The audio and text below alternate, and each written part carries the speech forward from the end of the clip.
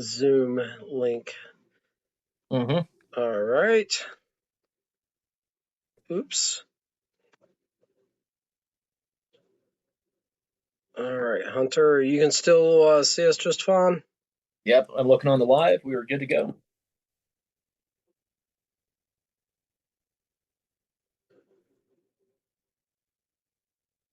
And we'll get the Zoom link added and pinned to the chat so we can have some. It's every week I have to remember how to do this. I swear. Right. Copy invite link. Found it. Nice. All right. Go back to these.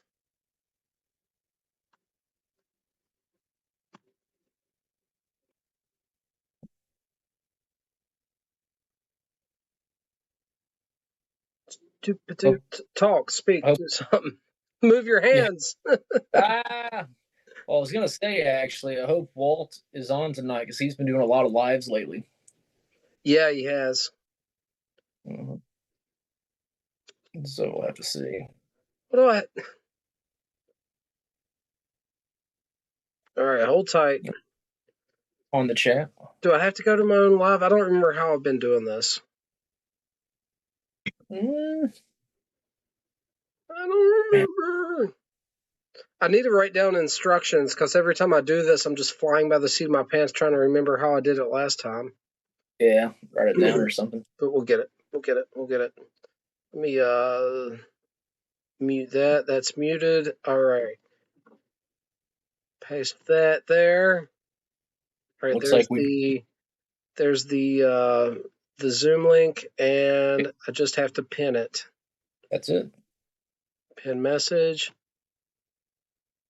Message pinned. We are good to go. We are. All right. Pull us off, man. Live, we have begun. You're talking about it being a busy week, man. It's been a busy week for me too. I forgot to tell you, brutal enough, Chris made a private video and sent the link in the email to share with everyone that he told us he would. And man, I haven't even got a chance to watch it. I've been so busy. Don't worry, Cigar Voice, thanks for stopping by, brother. I hope your night is restful and your day tomorrow is productive, man. Thanks for stopping by and saying hello, man. Have a great night. Appreciate you. We'll see you on the next. So we are smoking some Eric Stokeby 4th generation evening flake. There's your answer, Hunter. Oh, Dr. Bob's Nightmare. Lukester. All the normal cast is showing up. This is awesome. This is a lot of fun. Here we go. We're smoking some evening flake, guys. Let us know in the chat if you've had it, if you like vapors. Although, man, this is like a light vapor. It's mostly just the Virginia. It's got a little bit more Perique than, let's say, Orly Golden Sliced has, though. Because Orly Golden Slice doesn't have Perique in it. Now, I will say. I will start some fights in here, man. We need a poll. Orly Golden Slice, yay or nay? What is it? And I said we need to do a poll. Orly Golden Slice, Perique or no Perique? Actually, I could do that in the chat, but I'd have to get back out. I'm not going to right now. I might do a post that's a poll. That's fine. That says it. I could do it in the chat though. I've seen people do it. I know that's a thing. I'd be curious to see what people say, whether it has Perique or not. Now, this evening flake, it did surprise me a few months back when I uploaded my review, because there was a lot of people that seemed to really enjoy it, leaving comments, and it got more comments than most of the reviews that are not subject to limited releases, just release, kind of the hot topic at the moment kind of things. Right. So guys, on the podcast, I was smoking the Dunhill 659 1965 Shellbriar, and now I have the same blend in the 7LE 311 KS. Just going to show that off real quick. And you guys already know, number 1, 673. Fucker. He's always surprising me It's with like his the act, pipe selection on these things. You just never know what he's going to grab, you know? Very impulsive he which is. is funny. People probably think I don't have any other pipes, and I do. I have a lot of great pipes, but You don't smoke any other pipes? this is the after party pipe. This is it. Dr. Bob's, I like Orlick a lot. I just don't detect Perique. It was my only comment there. I think Orlick Golden Slice is a fantastic blend. Very beautiful, light Virginia. I just personally, I do not detect any Perique in it myself. I need to revisit it. If there's any Perique, it's not much though. This is debatable. It used to say it had a smidgen of Burley in it, not Perique. This is going way back with the tin note Yes, it did. description. I always picked up on like 5% Burley on it, just a smidgen of Burley. But apparently now they're saying it's Perique. So I Was don't it know. Three Nuns switched the sometime a long time ago as well?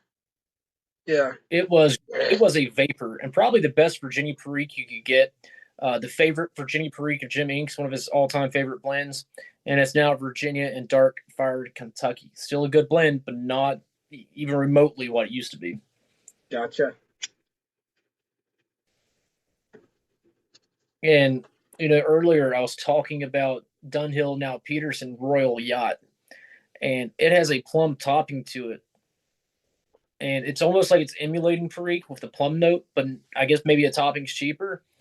I don't know, but I really enjoy it. It's got a nice nicotine hit to it, and I don't know. It's just been a while since I smoked it. I have a few tins. That's a good blend, Carrie though. is in the house. Carrie did a great What's going video on? today. She made a advent calendar for the Munchkin, and it was like uber like Pinterest made out of stuff around the house advent calendar, and put the Munchkin's favorite chocolates in it. And good job, Mom. Number one, Mom. She did really, really, No really good on kidding. that. She's really crafty like that. I'm not at all. Yeah. Lukester says there's something else in it, but my palate can't identify what. And I don't want to disagree with that. I'm not saying there's not something other than Virginia in it, and it very well could be Perique. But what I'm saying is, for me, what I perceive is not Perique, and Yeah. especially not in an expression that I normally relate to a vapor of Virginia Perique, personally. You want to talk about on the podcast we were discussing, readily available Virginia blends. Orlick's still readily available and still at a very good price. They do once a year deep discount sales on it too. I've never bought it like that, but they do like mega discount once a year on that. I've Let me heard people see. talk about. Hey, Savinelli has 20% off right now on their back. Excuse me. I wonder why. Don't know. It's a joke. Oh, gotcha. So you can get the 50-gram tin is out of stock, but the 100-gram tin is only $25. Of So when what? you order the golden slice, so It's that's not like bad. $12.50 per tin. Not bad at all. No, I mean look, the Elizabethan that popped up is $16.75 for a tin. I mean, I remember buying that. Todd, Blue Line, what's up, brother? There he is. Hopefully Todd got that closet finished. Hey guys, there is a Zoom link pinned at the top of the chat. If you have Zoom, if you don't, just download it. It's free. Click on that if you want to join us. We will take up to 2 guests at a time on here. We don't want to do 5 because then it gets all weird. But 4 windows in here is good. Anyone wants to jump in, please do so. Blue Line, I hope you're doing well, man. Good to see you in here, brother. I can't believe Elizabethan is up to $16.75. I remember buying it at like $12, $13 a tin. Blue Line's taking a little supper break, currently Well, painting the living room. I hope he enjoys the supper. Look, I love making my house better and painting it, making it look better. But at the same time, I hate painting. I don't have the patience for it. I'm not any good at it. Yeah. Happy Saturday, Pipe Chris. philosophy. Pipe Philosophy. Dr. Bob's Nightmares packing some Aaron Moore flake in the I like. briar. I haven't had that one. That's Lakeland, right? It's got a little Lakeland No, it's essence. not quite. St. Bruno is more Lakeland like to me. Aaron Moore has like a pineapple topping or something like that, but Mm. it's really actually it's a brighter fruity topping. You can buy that in ready rubbed and the flake version, but it's a good blend. I haven't had it. I haven't had it. I need to try more of these, more of the well-known topped stuff that's not like overly topped. You know what I mean? I was That, so like off put by aromatics at one point. I was hesitant to try anything topped, and I was in the wrong. And I'm working on it. I'm working on it. now, let me say this: Blue with sorry, Dr. Bob's Nightmare. He might not pick up the top note that way. He might find it something different. I found it kind of fruity, almost tropical, maybe pineapple-y. But it has been a year or two since I've had that. Sal Dog Piper, what's going on, Sal? What's going on, man? Good to see you in there. We get the whole YTPC in the house. We had all the big names. Superstars. I think Johnny called it right. Legends. YTPC legends. They are, man. I'm surrounded by some of the most amazing and generous people in this community. A lot of community too. Looky who we got here. Even the pagans show up. Blue Line, don't be giving my secrets away on cigar bids now. What's going on, Slinger? How you doing, bro? Doing good, brother. And you? Not bad. I saw the little link and I was like, it's blue. It's different from all the other text. I'm gonna try clicking on You did good. You did good. it. What's going on, man? Great to have you on. Nada. Nada, man. Nada. What you smoking on there? Northwoods. I got the Viking 502 reverse calabash. Oh, I like it, dude. It's That's a beefy. Yeah.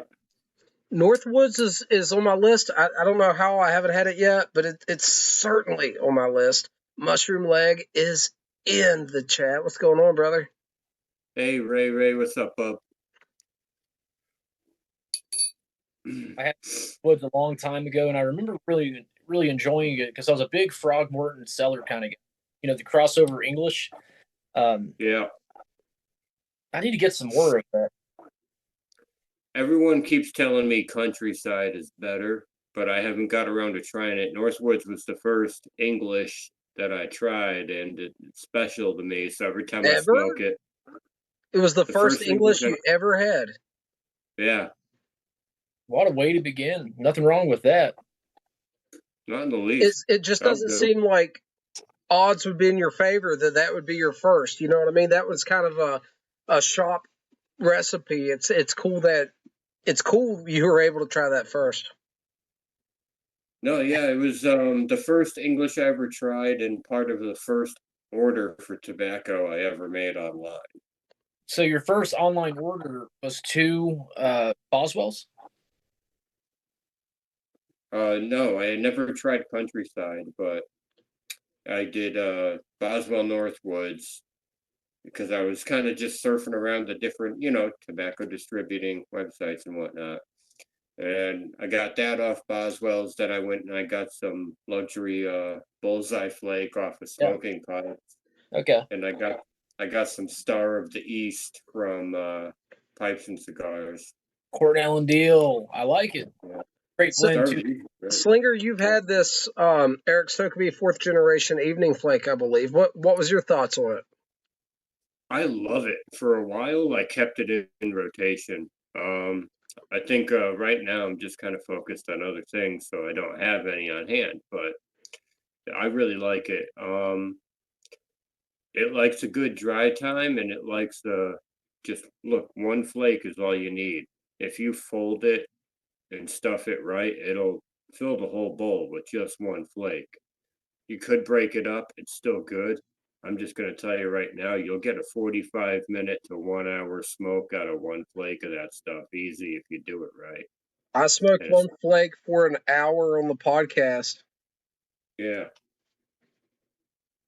Man, it's great. I have luck myself with the fold and stuff method, but I know a lot of people that have figured that out, and they say that's the best way to enjoy a flake: more flavor, cooler smoke, slower burn time. And I wish I could figure it out, but so far, no luck. You kind of got to think about it as if the flake is fire kindling. Yeah, You want you want air to come from underneath, so you kind of fray one end up a little bit and put it down at the bottom of the bowl gently. You leave the middle kind of intact if you can, or at least like semi-intact, so it acts like the logs of the fire, right? And then the top is just a little bit of tinder, and you're lighting it up, right? You kind of like rub both ends out, like not out, but just fray both ends up is what I find works really good. You get a good draw down at the heel of the bowl there, but you also get it lit nice and easy. All right, Slinger, I'm going to go in the weeds here because I have my own like little method here, and it's in between fully rubbing out and folding stuff. Okay, I like to rub it out very coarsely, right? But you end up with like linear strands, right? Yeah, broken flake. Broken flake, but they got to be a certain level of broken so there's a certain flexibility. And then I like to feed them into the pipe lengthwise, a certain I way. go lengthwise too, but I don't break it down that far myself. Yeah, I probably break it just a bit more than you, but after when I kind of like, it's like shuffling cards back after the hand's dealt, right? You kind of line them all up, and then I don't know. It works really well for me. I'm pleased with it. I've tried folding stuff with a few flakes, and I've made it work. It's just I haven't played with it enough to develop the consistency. You know what I mean? To just like lean into it and do it all the time. Now, one thing that go ahead. I was just gonna say folding stuff usually like that's when you really want to be diligent about drying your flake out a little bit, giving it some air, you know. Mine's a bit on the dry side in the best way possible at the moment. Yeah. And then Chris has a really nice tip too. If you're folding and stuffing, grab some of the crumble from the tin as starter for the top two, and that would actually work, I imagine. No, totally right. That's the gold right there. And I do that even though I break mine up into more of a ready rubbed. The one thing I have done, it takes a little time, but I have found great results with it. And that is folding the flake over and then cutting it into small cubes and just basically gravity filling it. But turning it into cubes is a great way to go to slow down the burn rate as well and to give you some more flavor. I don't always have time for that, but if no one's tried that, just dicing the flake up into the small cubes is a beautiful. Cross cutting across the grain. Yeah, that works good. I haven't done it much here recently. I have in the past, and yeah, that's fun. And it gets you used to packing cube cut, which is kind of different than packing other things. Sometimes when you're cutting flake off of a plug yourself and like you get a thick slice, and I'm not talking about way thick, just a little thicker than like a factory slice of a flake would be, and you cross cut it, you get almost a legitimate cube out of it. Yep. And then Mushroom Leg says something interesting here. He says Escudo coins are perfect for the fold and stuff method. And yeah, so I almost do that with the Scudo. What I've done before, if you have the right pipe, is I'll take 2 coins and not really fold and stuff, but squish them and ball them up and then stack them 2 balls on top of each other, little kindling on top. And I've done that, and that works really great. Johnny's like Beetlejuice this week. You say his name a couple times and he shows up. Oh, there he is. What's going on? So here's my thing with the Scudo and the fold and stuff method. It rubs out so nice. You know what I mean? I feel like its consistency once you break it up a little bit is just so, I don't know. That technique I was talking about works really good with the Scudo as well. I don't know what it is, but it's this thing. Like I feel like any tobacco manufacturer that's really proud of a base blend they come up with, eventually just they're like, we're gonna make it a coin, Yeah. right? All coins are just really good smokes. I haven't had a coin that, wasn't just perfectly balanced in its own way, right? The coins seem to be where it's at. Yeah. So coin cut's always been my favorite. Good And observation. yeah. Mm. Luxury Bullseye And Flake's I the agree. only one I kind of do differently than the others. The other coins, I'll roll them into balls and stuff them in, and then put a little kindling on top. But with the Luxury Bullseye Flake, I poke the little Cavendish centers out. I'll shove one of the vapor interiors all the way down into the pipe, just as is, just put it down there. Put a coin of the Cavendish center on that, and then break the other vapor outer up halfway. Put Give me half one in, then second, guys. I'll be another. right back. I got something to show everyone, but Johnny and Carrie especially. Give me one second. I'll be right back. But yeah, you kind of get a layer with And the Cavendish center when you do yeah, that. And I've seen people do so many things with that Cavendish. I've seen people pop the Cavendish center out and smoke the blend without it. I've seen them ball it up so that the Cavendish is kind of in the middle. So you have like Virginia, then you hit a layer of Cavendish, then back to Virginia. I've seen them break the Cavendish up and sprinkle it on top. A million ways you can pair it with the Cavendish. It's interesting. yeah, it's really like it's all up to what you're feeling like smoking. And it's a really versatile blend. I think it's one of my favorites for sure, the Luxury Bullseye Flake. That and the Robert McConnell Highgate, which is a lot like it, but it's got different Virginias in it. So you get a really Mm-hmm. different kind of smoke out of it. It's nice. I love a lot of the coin flakes. Escudo is probably like my all time favorite Virginia blend, and I guess by saying that, also my all time favorite vapor. It ages great. I've messed around with that a lot, and from the chat, I'm looking at the chat here. A lot of people are discussing the coin flakes as well, and they're really enjoying it. And like you said, they're so fun to play with. Like even that one, I can fold and stuff basically, and I don't really fold stuff my flake. They rub out great. You have the Cavendish Center with Luxury Bullseye Flake or Davidoff medallions. You can play with those a lot. That's a lot of fun. Another good one. Sutliff before they went out had the Boss 100 and whatever anniversary, and they The had whole these block. coin silver dollar. I don't know what it was called, but it was a Virginia Pre coin as well with the Cavendish Center. That was fun. Oh, the silver quarter. Yeah, that was it. Okay. I got that mixed up with Old Boss, which is actually like an English. So I got that a little Well, mixed up. But they were yeah. anniversary line. Yeah, Old Boss Yeah. was like cake, wasn't it? Something like that. Yeah, it's a cake or, at least a loose plug. Gotcha. Yeah, a lot of talk There he about is. What's going on, Cats? What's up, brother? Man, there we go. Finally. Gotcha. I Yeah, didn't what's know up, if you were Bobby? wanting to do voice only or something and didn't Yeah, chime I in had yet. to- I wasn't sure. Guys, I was wanting to show off this 311. This is the troublesome pipe, and I've been sanding on it today with very fine sandpaper, so I'm taking my time, and I still have that dark spot in there I was trying to show off with a light. It's got a pit in there. It's not a pit. It's a dark spot that's not wanting to sand out.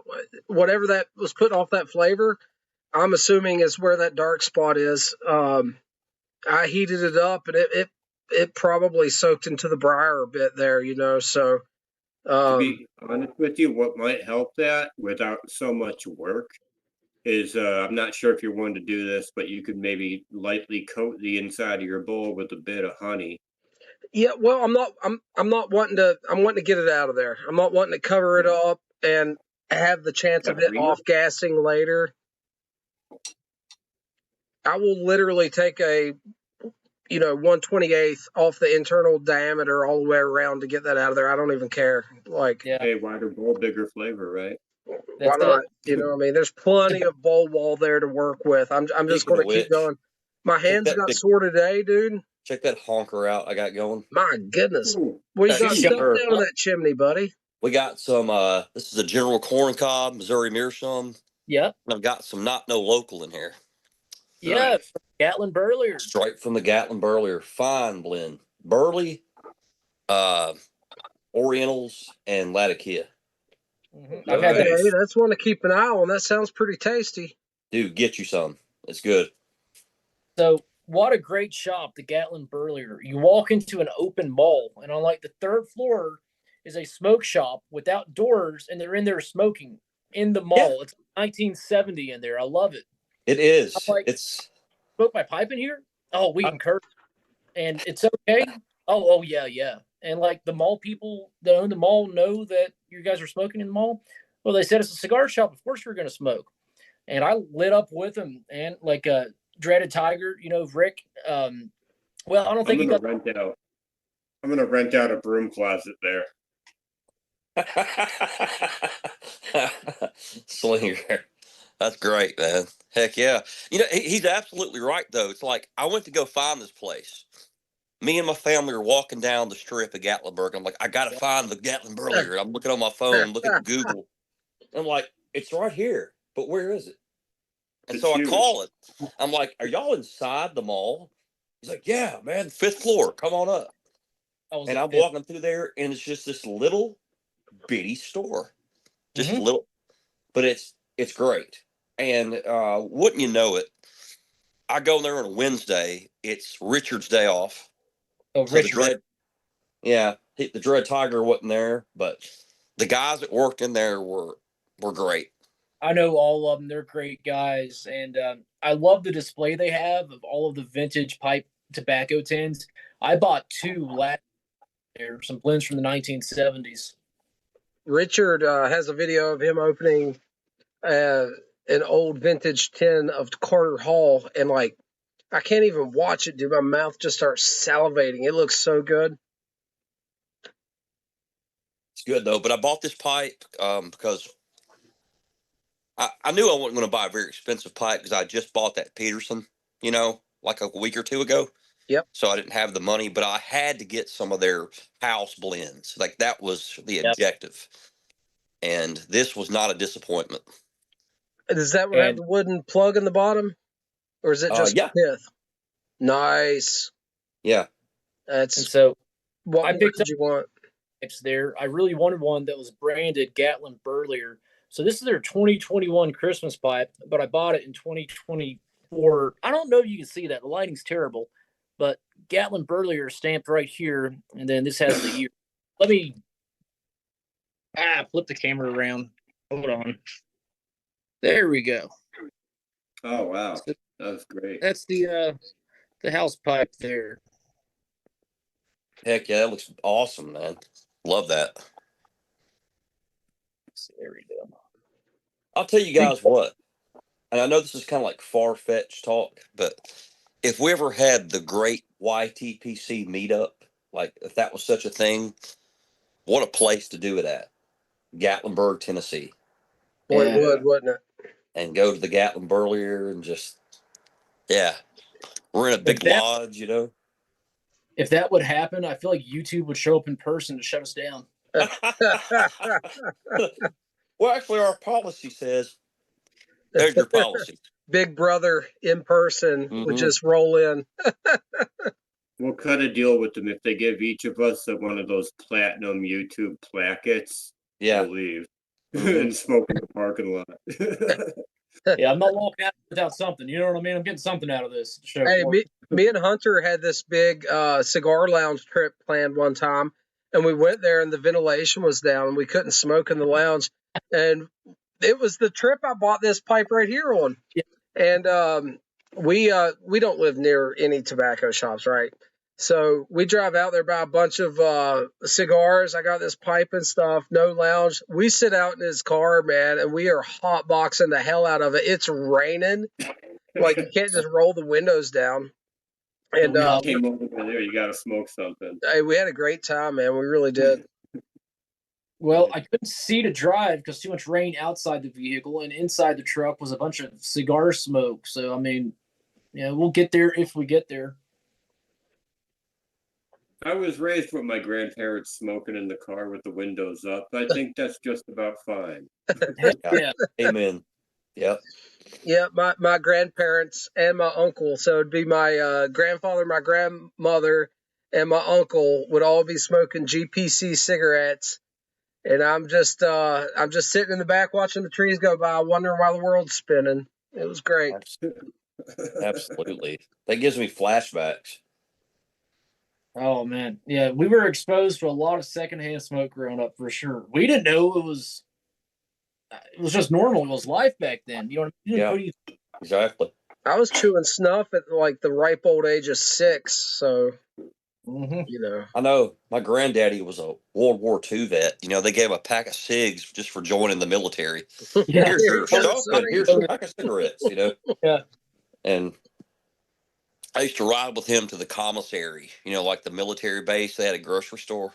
Yep. And he'd just be hot, you know, chain smoking. And then my eyes would be like bread. I'd say, hey, granddaddy, can you roll the window down? You know, he'd go, it'd be like an inch. How's that? I'd be like, yeah, it's better. Yeah. The best I would get if we were inside somewhere and the smoke was bothering me, like coming into my face, I would get like the switch hands. That's the closest I would get, is like put the cigarette in the other hand, get away from the kid. That's the best you Yeah. They move it over here. Dr. Bob's Nightmare called it there. They used to yell at you to roll the windows up because they were going to smoke. That's how it was for sure.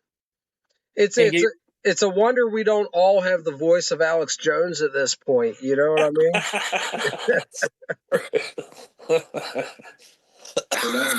Oh Lord!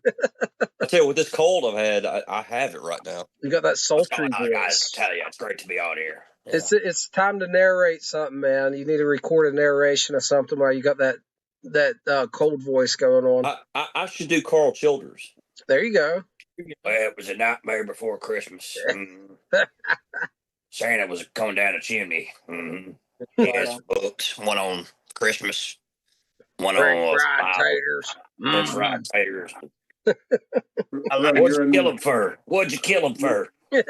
You're a musician, man. You should do a Tom Waits cover. Oh yeah, that would be killer. Right on. Lighter won't work, man. What's up with that? Ain't got no fuel in it. You know what I mean? Yeah. That's golden. But yeah, earlier, man, that we should plan something like that one day. The Great YTPC Legends Meetup.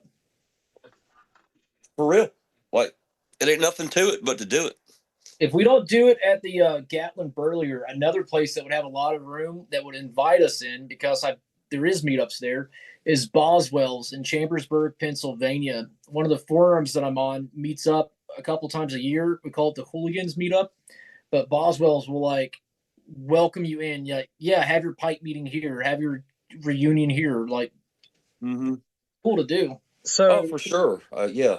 Chris in the chat says he remembers the good old winged windows up front when his dad was smoking a cigar. You guys remember those little triangle windows in the trucks? You could talk a little bit, yeah. you know? Sow Dog says that cold is going around.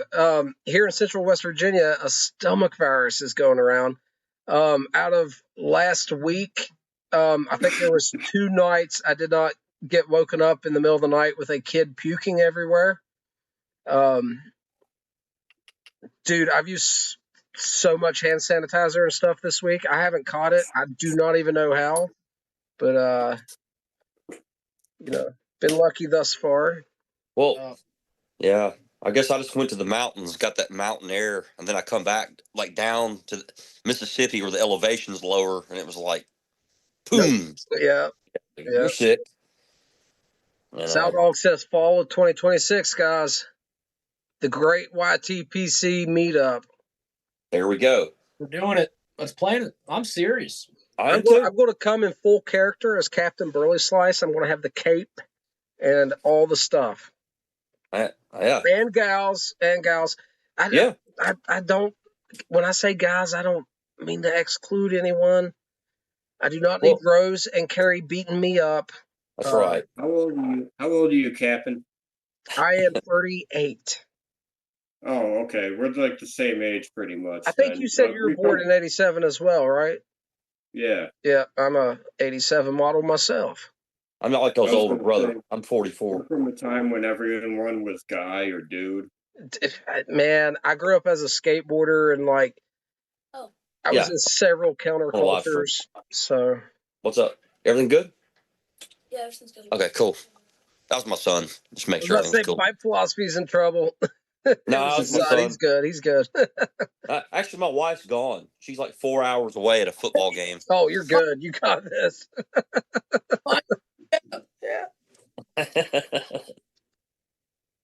That's great. My wife and her sister went to their best friend's house about an hour and a half from here to have Thanksgiving. So they combined it all together. And it was supposed to be a one-night thing last night, ended up being a two-night thing.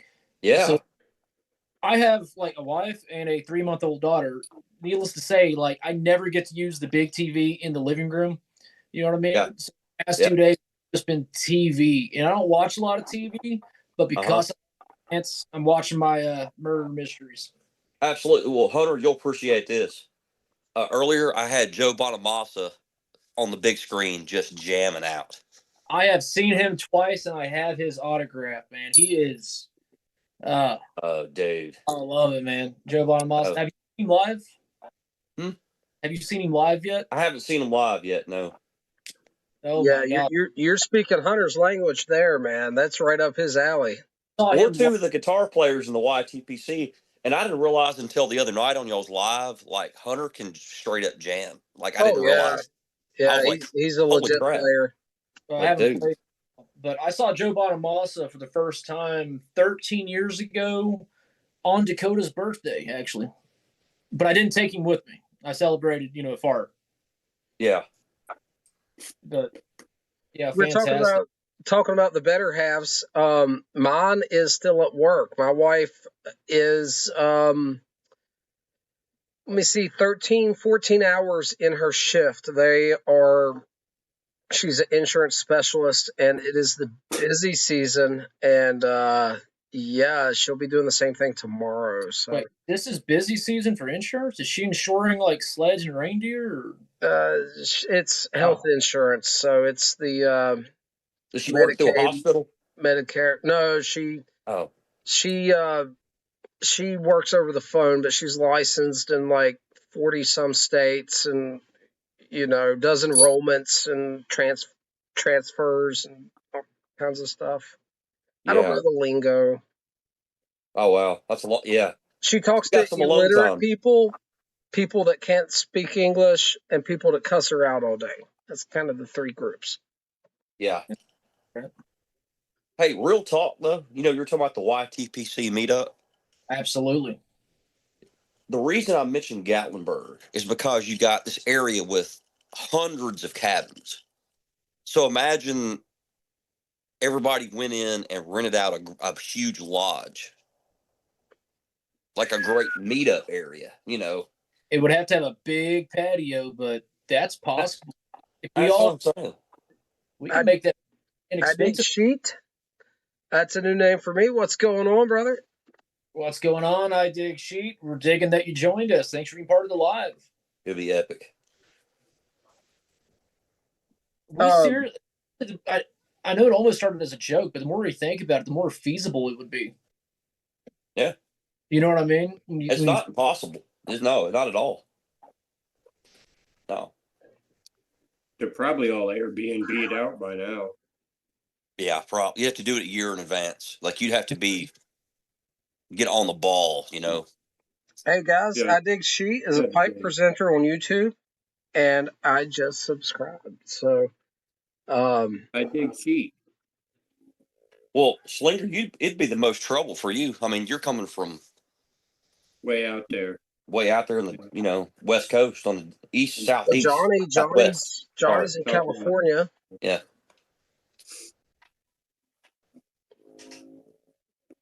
Let me see here. I never could. The alien planet.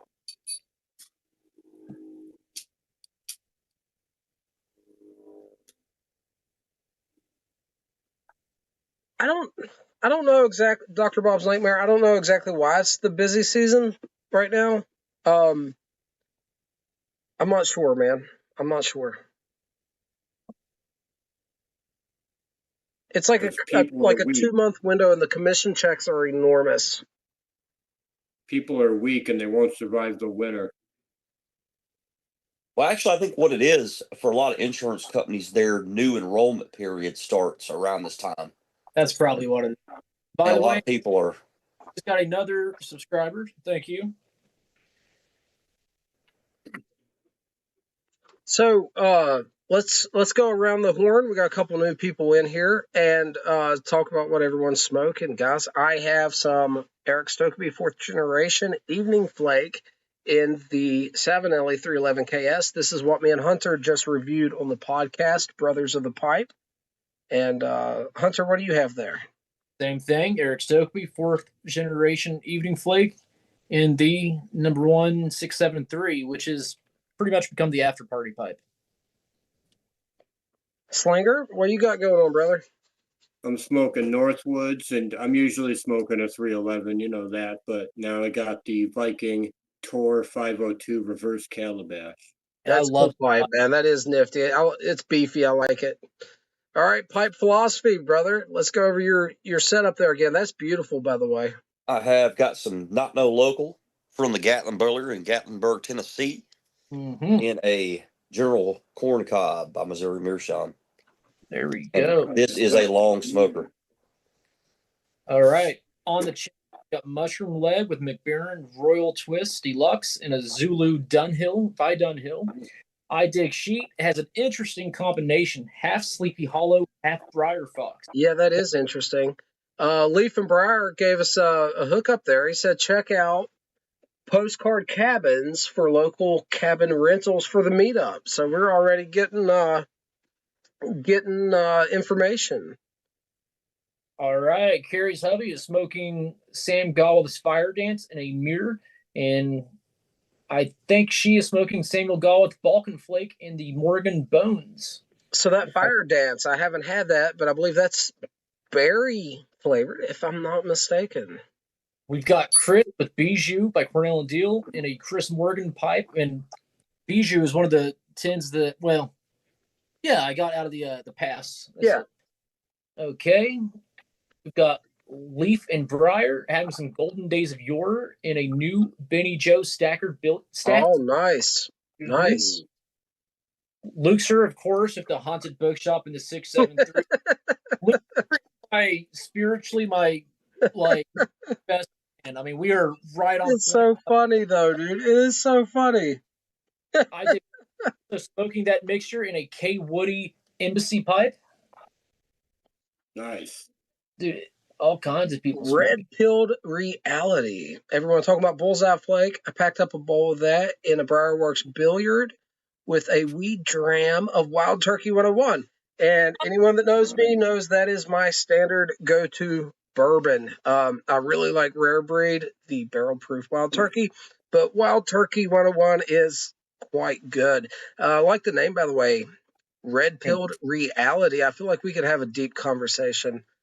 And Hell Dog Piper, real quick, enjoying the two-timer from the look of it from Daughters of Ryan. Sow Dog smoking in the 7LE 311 Right on.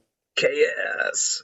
Shout out to Sow Dog, my fellow Southerner, my next door neighbor. There we go. And he's so the closest person to me out of the YTPC. Who is? Sow Dog. Oh, okay. So, pipe philosophy. You smoke a lot of Briar Fox yourself, right? Oh, I love it. Yeah, that's one of my top three. Have you had it aged yet? I have not. Like how much age you talking about? Like a couple of years, few years? 5 years. Not that. It ages beautifully, but Briar Fox is great. You want to talk about a great blend with your morning cup of coffee? I'm right there with you, man. And Cornell and Deal crumble cakes are just beautiful. They break apart so easy to pack. So yeah, I'm with you there on the Briar Fox. Fantastic blend.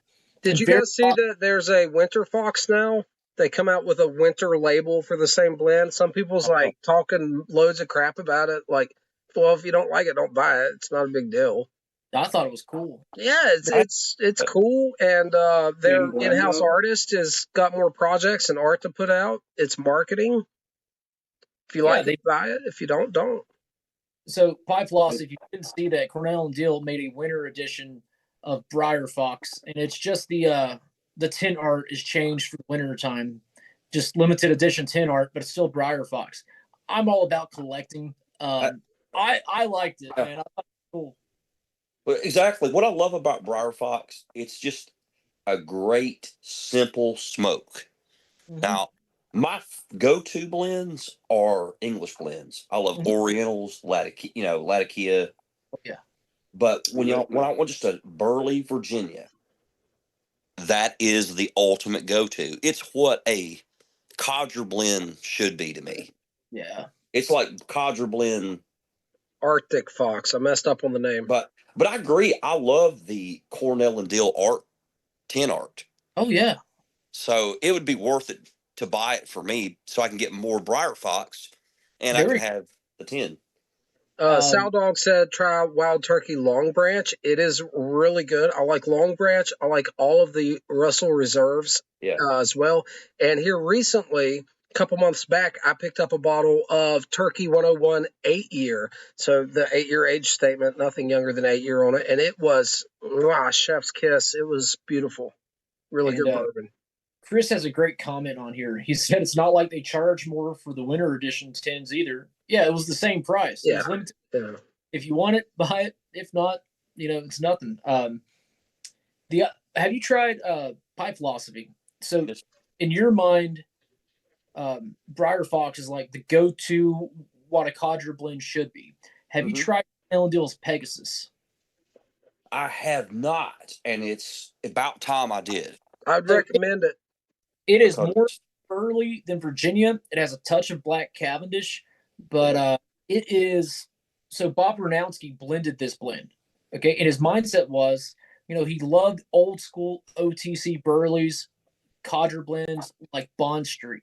But all of those old school blends had like top notes to it of bourbon or something. He wanted to make a blend that was like that, but the flavors came from the tobacco leaf itself and not the topping. And he made And if you like, the Briar Fox, I think you'll love Pegasus. It is more burley forward, but definitely Codger. You know what I mean? In the most awesome way ever. I'm sure you're like me. You've probably seen the Matches 860 video, if not 1 time, 20 times of him with Pegasus. and that's kind of how I got introduced to it. And I keep saying to myself, I'm going to get it. But I'll tell you a blend that really has impressed me. I bought 2 tins of it because I liked it so much. Was Byzantium. Byzantium is so good. I ain't had that one. Is it? You need to get it. Byzantium. I can never pronounce it. Oh, Byzantium. Oh, it was Byzantium. I'm sorry. Oh, but yeah, that's a Balkan blend, deep Balkan blend that Cornell. And I believe it's available in bulk as well. I like Balkans. It's really good. And then of course there's the king of Englishes to me, which is Nightcap. If you watch my videos enough, you know how much I love it. I'm a big fan. Hunter's a fan. So good. Slinger, you've had it, right? Nightcap I haven't, but I had a match Nightcap by Sutliff. Okay. Oh, dude, I'm going to send you a can or something. You're going to have to try it just to see if you like it or not. If you like deep Englishes, Nightcap's like a staple. I know that it's a landmark in the blends. Gotta have it. So I know I like this blend. Slinger likes the blend, and Captain Burley Slice likes the blend. Pipe Philosophy. Have you had Star of the East by Cornell and Dill? I haven't had that either. It's a good one.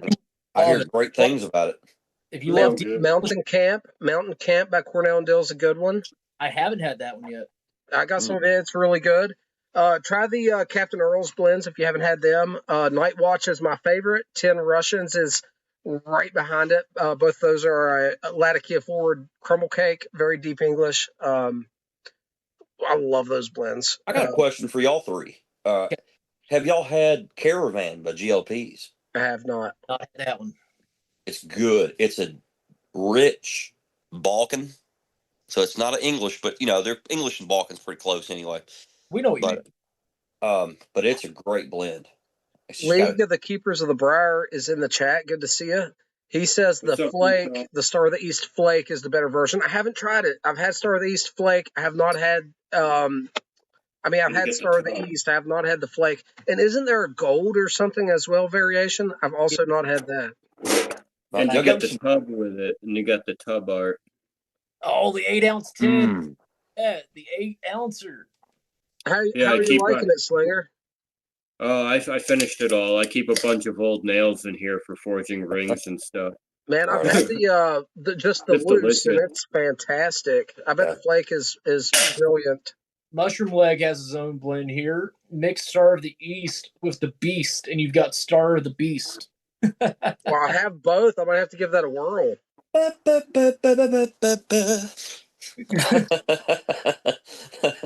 That's great. Pie Philosophy. Yes, Speaking of sir. LPs, have you had Key Largo? It's a Balkan with a touch of cigar leaf, and it is phenomenal. Yeah, oh man, that's a I have. dandy. I like I have that a one. 10 of that. I have. It's very good. It's Yeah, very good. that's one that I really enjoyed. Gaslight, which is like a plug, I believe, that GLP's Yeah. Yeah, done. that's like really nice. Yeah. Oh, yeah. What about Chelsea Morning? That's a lighter English. I haven't smoked it in a long, long time. I received a sample. I like it. Yep. So essentially, like with Dunhill, you have EMP. With GLPs, you have Chelsea Morning. Then where you have 965, you have Westminster. And then where you have Nightcap, you have, I don't know, Gaslight or something along those lines. Blood Logos is in the chat. Good Y'all local give me- millennial. Or, Oh, what's up? My brother Mike. Y'all give me so many good recommendations. There's a lot of future content about to emerge. And There's some a lot of good tobacco pipe purchase. tobacco out there, man. There really is. There is. If you haven't had the Maltese Falcon by GLPs too, you definitely should try it. Yeah, I me and heard it. Hunter are both big Yeah. fans. But what's the one everybody raves on by GLPs that they say it's like the king? Quiet Nights. you know I what? have a 10. I haven't opened it. That's the one I was trying to compare to. Like it's the Chelsea Morning for the light, Westminster for the medium, and then Quiet Nights for the heavier English. Hunter, That's- you got a question in the chat there from the league. Let's see. Lagonda. I have not had a Lagonda yet. It's a part of the series that Key Largo is a part of, I believe. But we were actually just discussing this on the episode of Brothers of the Briar podcast that Captain Burley Slice and I just recorded. This winter, I need to do a deeper dive into GLP, specifically their Englishes. Greg makes great Englishes. He makes a lot of great Virginias too, but there's a few of his English blends that I need to try. Oh, We're back, Pipe Fluff. my Oh, bad. there I for a was second. messing with my phone. I was sorry. I should have left well enough alone.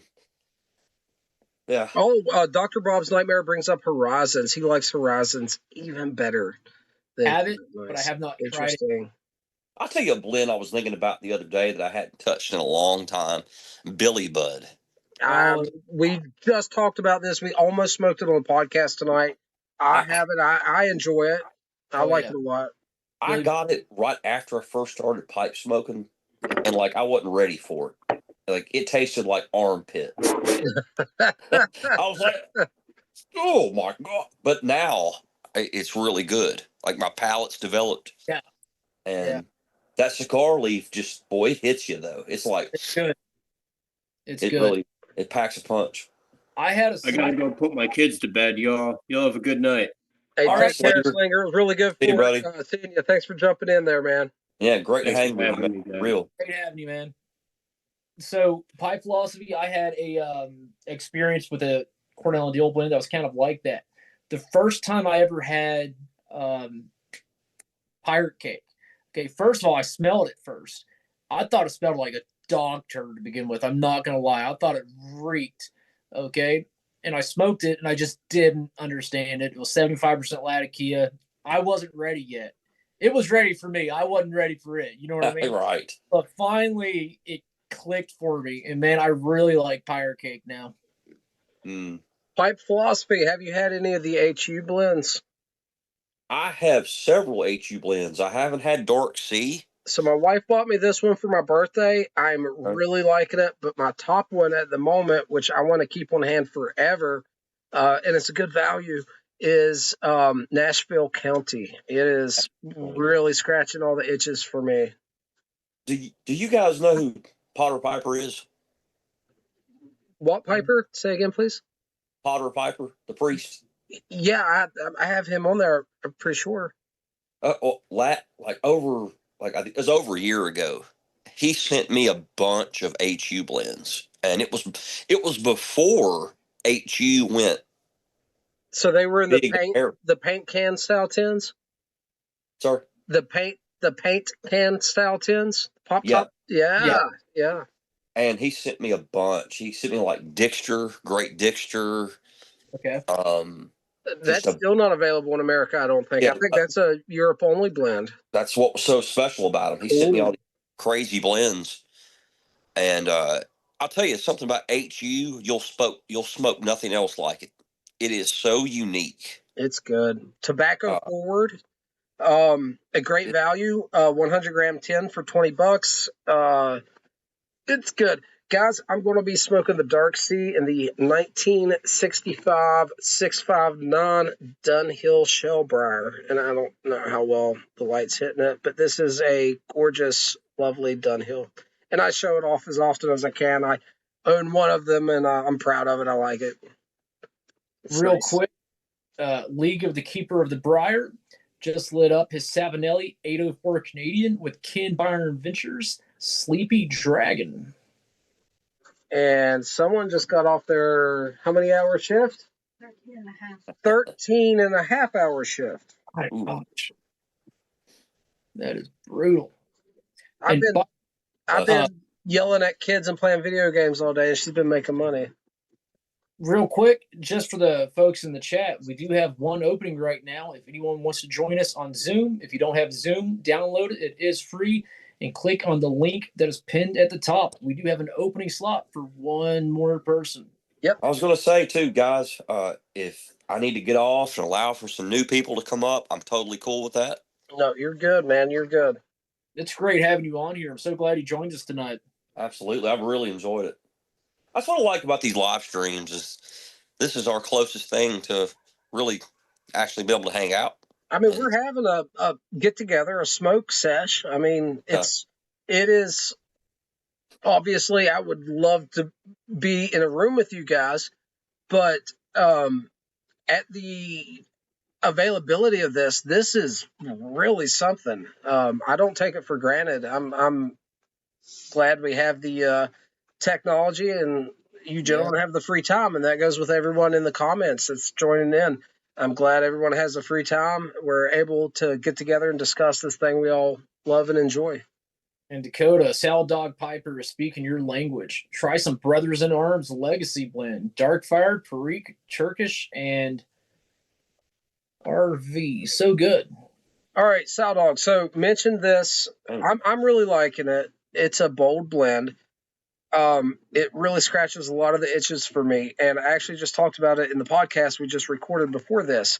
I think it would be incredible to get all of the whole leaf components that is in Brothers in Arms, the whole leaf components in the same proportions, and make a plug out of it, right? Do a European style heat press. It might change the flavors a little bit because it's going to stove it a little bit with the heat press. But do a long press European style and then cut it into a flake. And I think you would have something spectacular. I really do. Guys, I'll be right back. I'm going to grab something to drink. Yes, Go sir. ahead. I'll leave it up. I'll be right back. Yep, sounds good. I wish Rav and Revelation was still on here because that sounds like one of the experiments he'd really be into. Yeah, he probably would. Boy, he went all out with that flavored bowls experiment, didn't he? He really did. And what a game changer. I actually talked to him today. Okay. Yeah, that's my buddy there, man. Nice. Yeah, the Perry Jensen blends, Brothers in Arms, is fantastic. And then, I really thought Port Guardian with the Red Virginia is the one I was going to be most excited about. And it was really good.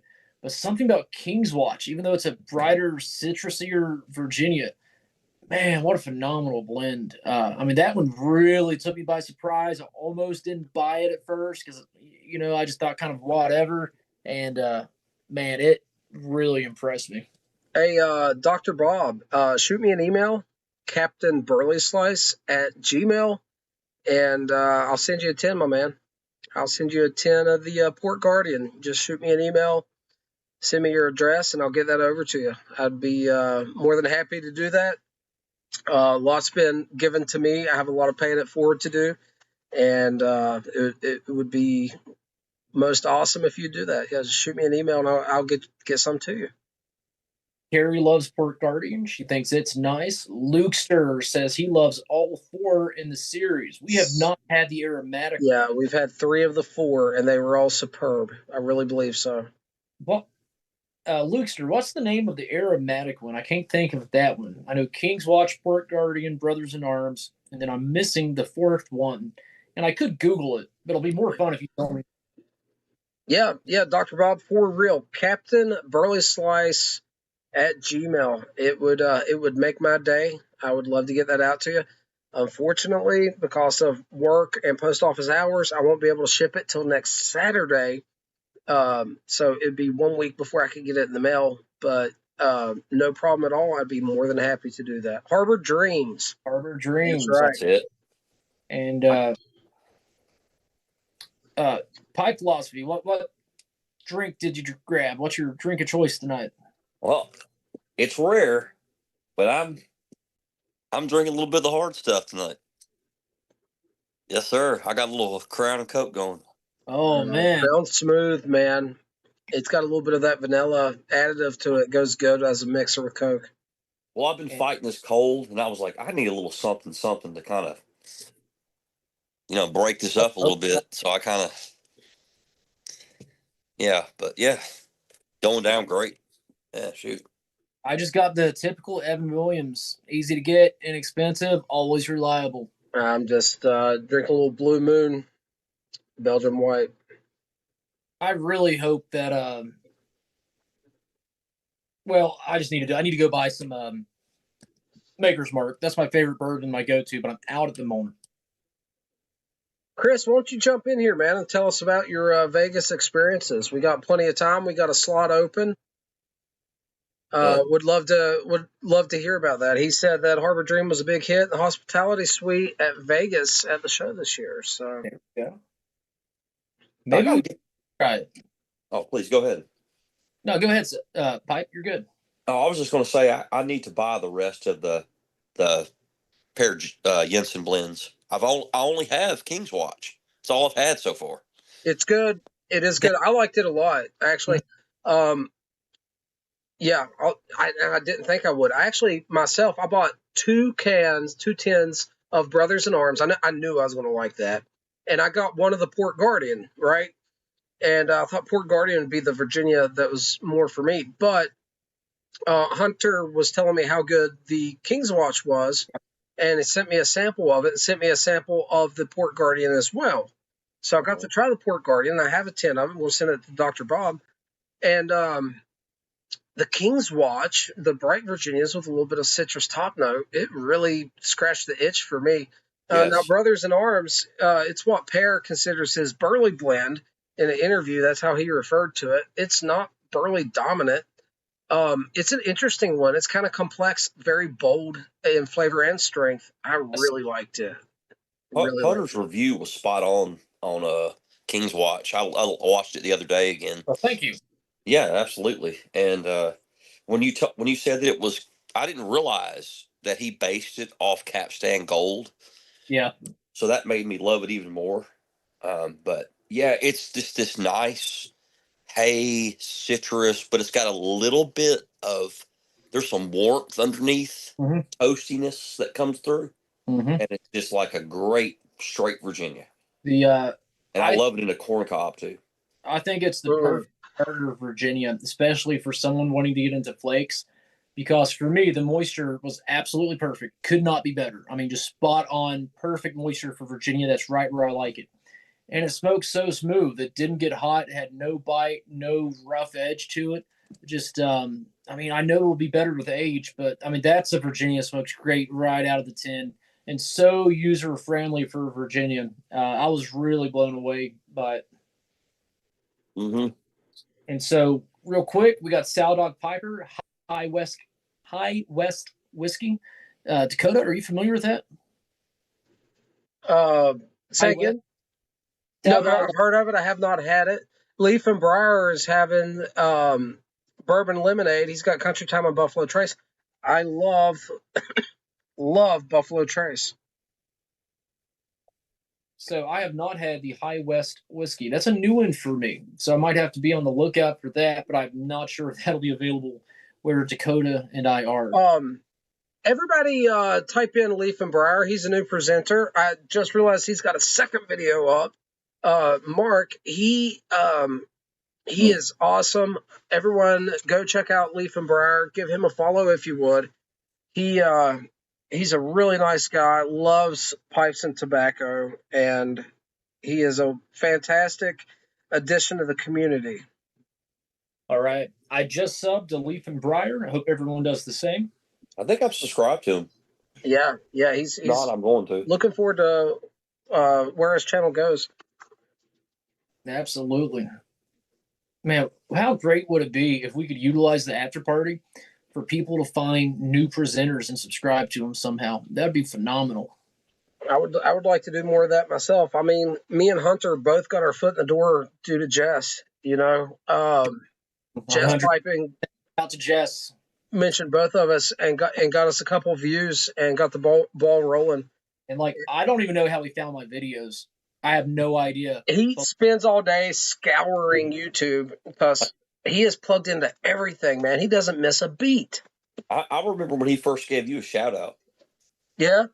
Yeah. Oh, both of y'all. But I remember that because I hadn't been on that long. And I remember him shouting you guys out. Yeah. And I mean, I'm so thankful because if he hadn't shouted me out, no one would have found me ever. You know what I mean? We've got Chris in the house. Going on. Hey, Chris. Chris, you are muted as of the moment. I hadn't been on that long. There we go. I remember him shouting you guys out. Yeah. Turn the volume down, Chris. I know. I got to get it all switched around. You know what I mean? We've got Chris in the house. Going on. Got that feedback loop going on. Yep. So, guys, since Chris is here, Chris turned me on to an artisan pipe maker that I looked up live here a few weeks back on YouTube and was going through his Instagram account, and some of his Bulldogs and Rhodesians really stuck out to me. He does a great job. But that is Donald and Briar on Instagram, and he was talking about how competitive his prices and stuff was, and I reached out to him and got a great deal on an Alaskan shape pipe. I don't know who all's familiar with that. First picture I saw of it was a side profile, and I could tell that the shank was not squared off, so I thought it was a Rhodesian, and I was like, "Oh, what's that Rhodesian you have there?" And he's like, "Oh, the Alaskan," and showed me another picture of him holding it in his hand. I was like, "Oh." But that is in the mail and will be here this coming week, and I'm sure that's going to have lots of airtime here on the channel. It is a beautiful pipe, and I'm going to show it off here. And I got it at a beyond competitive price. But guys, check out this Alaskan that is on its way here right now. Man. So, Chris, you made that? No, my buddy Steve from Donald and Briar did. Yeah, he turned me on to Steve. I could have picked either one of these. I was so up in the air, and I went with the green one. But yeah. Looks amazing. Yeah, Donald and Briar on Instagram, Steve. His prices are great, like you said, too. I mean, for the quality of pipe you get, it's amazing. Yeah, he was fantastic to work with. I'm sure it's not going to be my only pipe from him. You know what I mean? So, really good price. I know Chris has a couple you probably couldn't purchase for any amount of money he's so fond of. And yeah, I've got over 15 of them. So 15. Yeah, I don't know how long it'll take me, but I'd like to have 15 of them. Yeah. That's one thing I don't have in the arsenal yet is a artisan pipe. That's something I want to get. Oh, this would be a great place to start, man. This would be a great place because he's doing not entry-level shapes. He's doing some, like this Alaskan's not an entry-level shape. and his prices are just incredible. Guys, we got Cameron in the chat. If anyone wants to see some of the best pipe photography on Instagram, Cameron's Instagram handle is Smoky Stash. Everyone go look him up. He has some of the absolute coolest pictures of artisan pipes and craft blends, usually accompanied by a good brew. Go check him out. And inspired pipe philosophy's conversation about the Gatlin Burlier smoking LJ Peretti's Thanksgiving Day 2021 and the Gatlin Burlier house pipe. Nice. Nice. So, Chris, you went to Vegas this year. Yep. Hit the And show. you have all the deets. Let's lay it on us, man. You can have the floor. No, I mean it was a great show. I'm sure you've heard it. I've said it before, and I always tell everybody, if you can make it to a pipe show in your area or any one of them, you got to do it. It's an experience. I mean, I'm late to this game that you guys are doing here, with the YTPC. It's not, not my thing. But I went to the shows, and it's the same thing you're doing here. You have this camaraderie of people that you meet, and then you'll see them at the next show, and you look forward to it, and you talk about, you talk to them or you chat with them in between. Hey, you going to this show? You're going to go to that show? I'll see you there. So try to make it to a show, but they're great. But yeah, the hospitality room, I mean, my room was right next door to it. In Vegas, if you go to Vegas, they have a smoking floor in the hotel. And there's a hospitality suite up there. So if you stay in the hotel in Vegas, you can just go up to the smoking floor and hang out. And basically everybody just kind of keeps their room open. That's a whole floor. 12th floor is just a party floor, basically, where you can go up there, you hang out. Per Jensen was up there, he hung out in the hospitality suite. I smoked with him for probably 3 hours. He had all 4 of those blends up there. He was passing out for everybody to try. He brought all the original letters and pictures that you see on the tin art. So that was there, and he let you take a look at them. But it was great. You just sit there, you smoke with them. We talked about all kinds of stuff. Just life in general, I mean, that's the biggest thing. You go to these shows and you meet some of these people and you might think, oh man, these people are like legends, and you're afraid to talk to them, but they're just people, and they'll talk to you just like we're talking here. You share a drink, you share a smoke. It's awesome. Sow Dog, have a great night, man. I really appreciate you stopping by.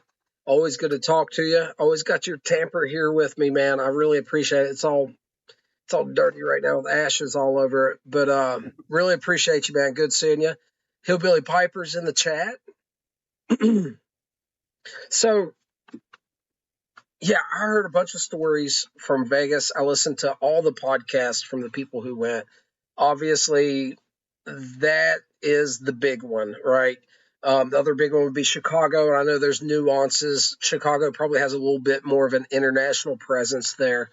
But yeah, Vegas Chicago's the big one. I mean, Chicago is, if you were to, Vegas would be the second biggest one that they hold here in the States.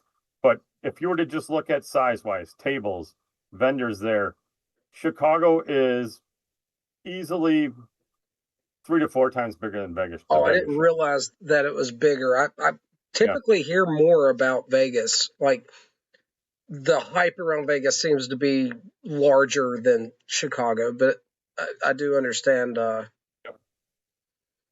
relatively close to Milton. Tejano Piper.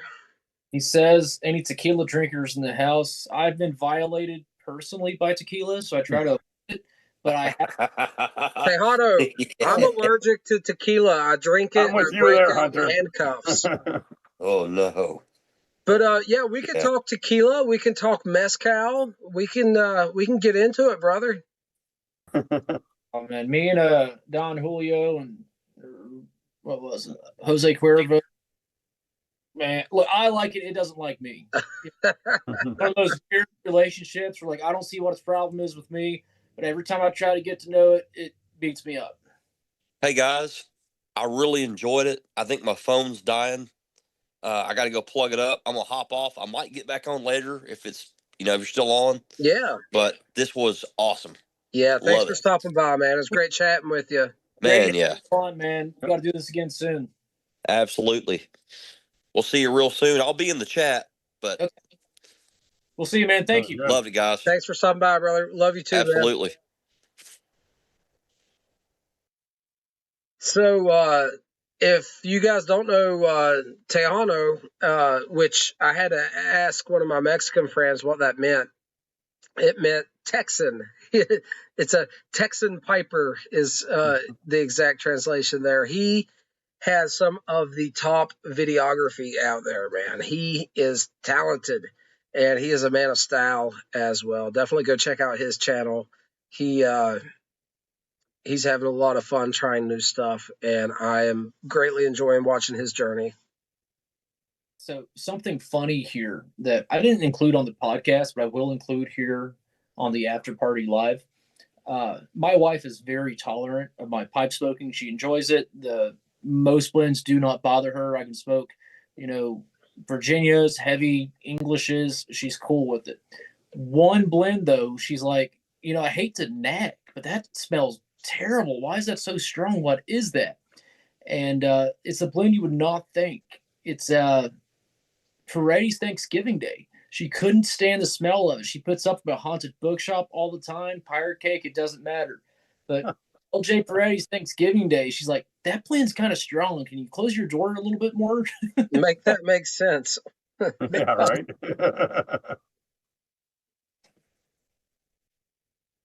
Panhandle Piper is in the chat.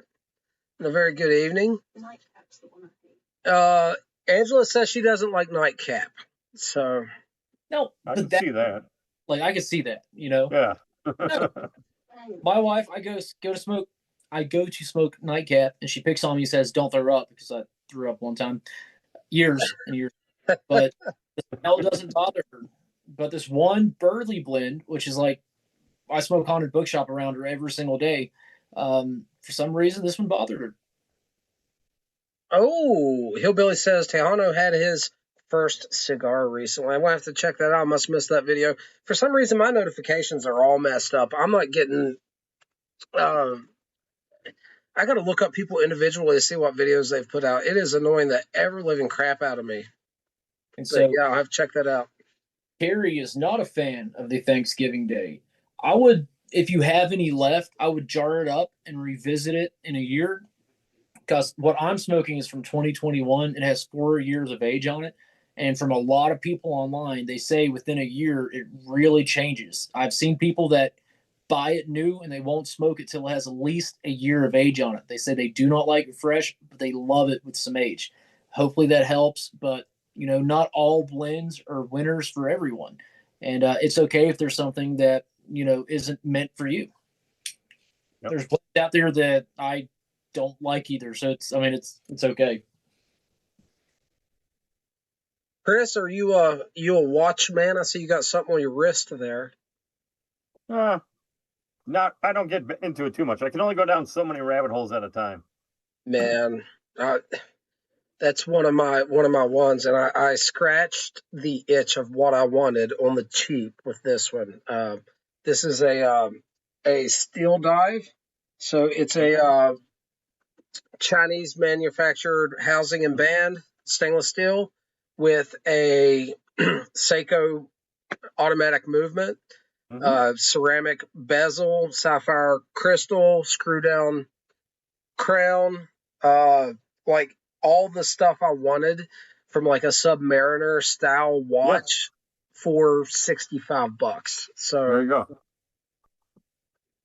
What is it? A Citizen? It's called a Bernie. It's the same kind of thing. I got that for $100.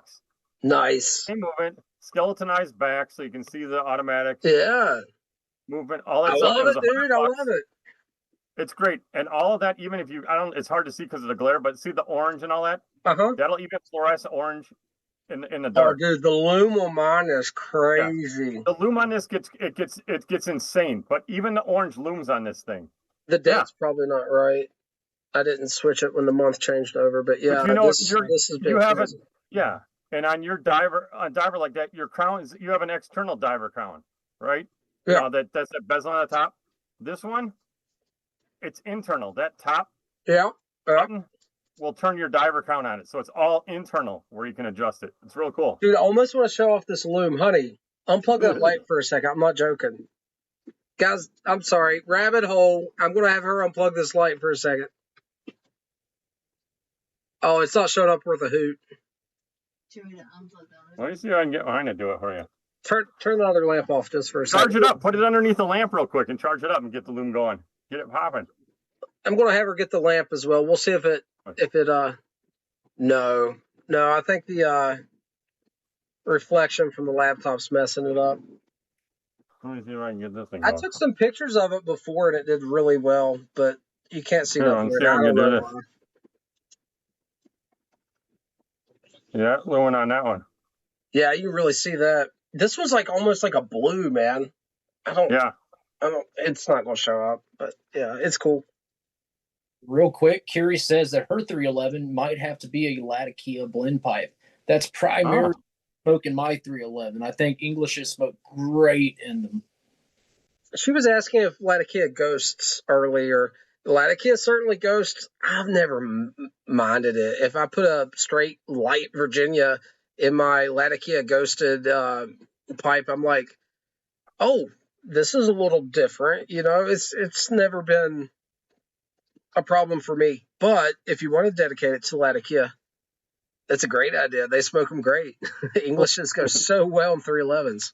The thing to remember about that, in an English ghosted pipe, you can smoke anything in it because the Latakia will be the dominant flavor within the ghosting.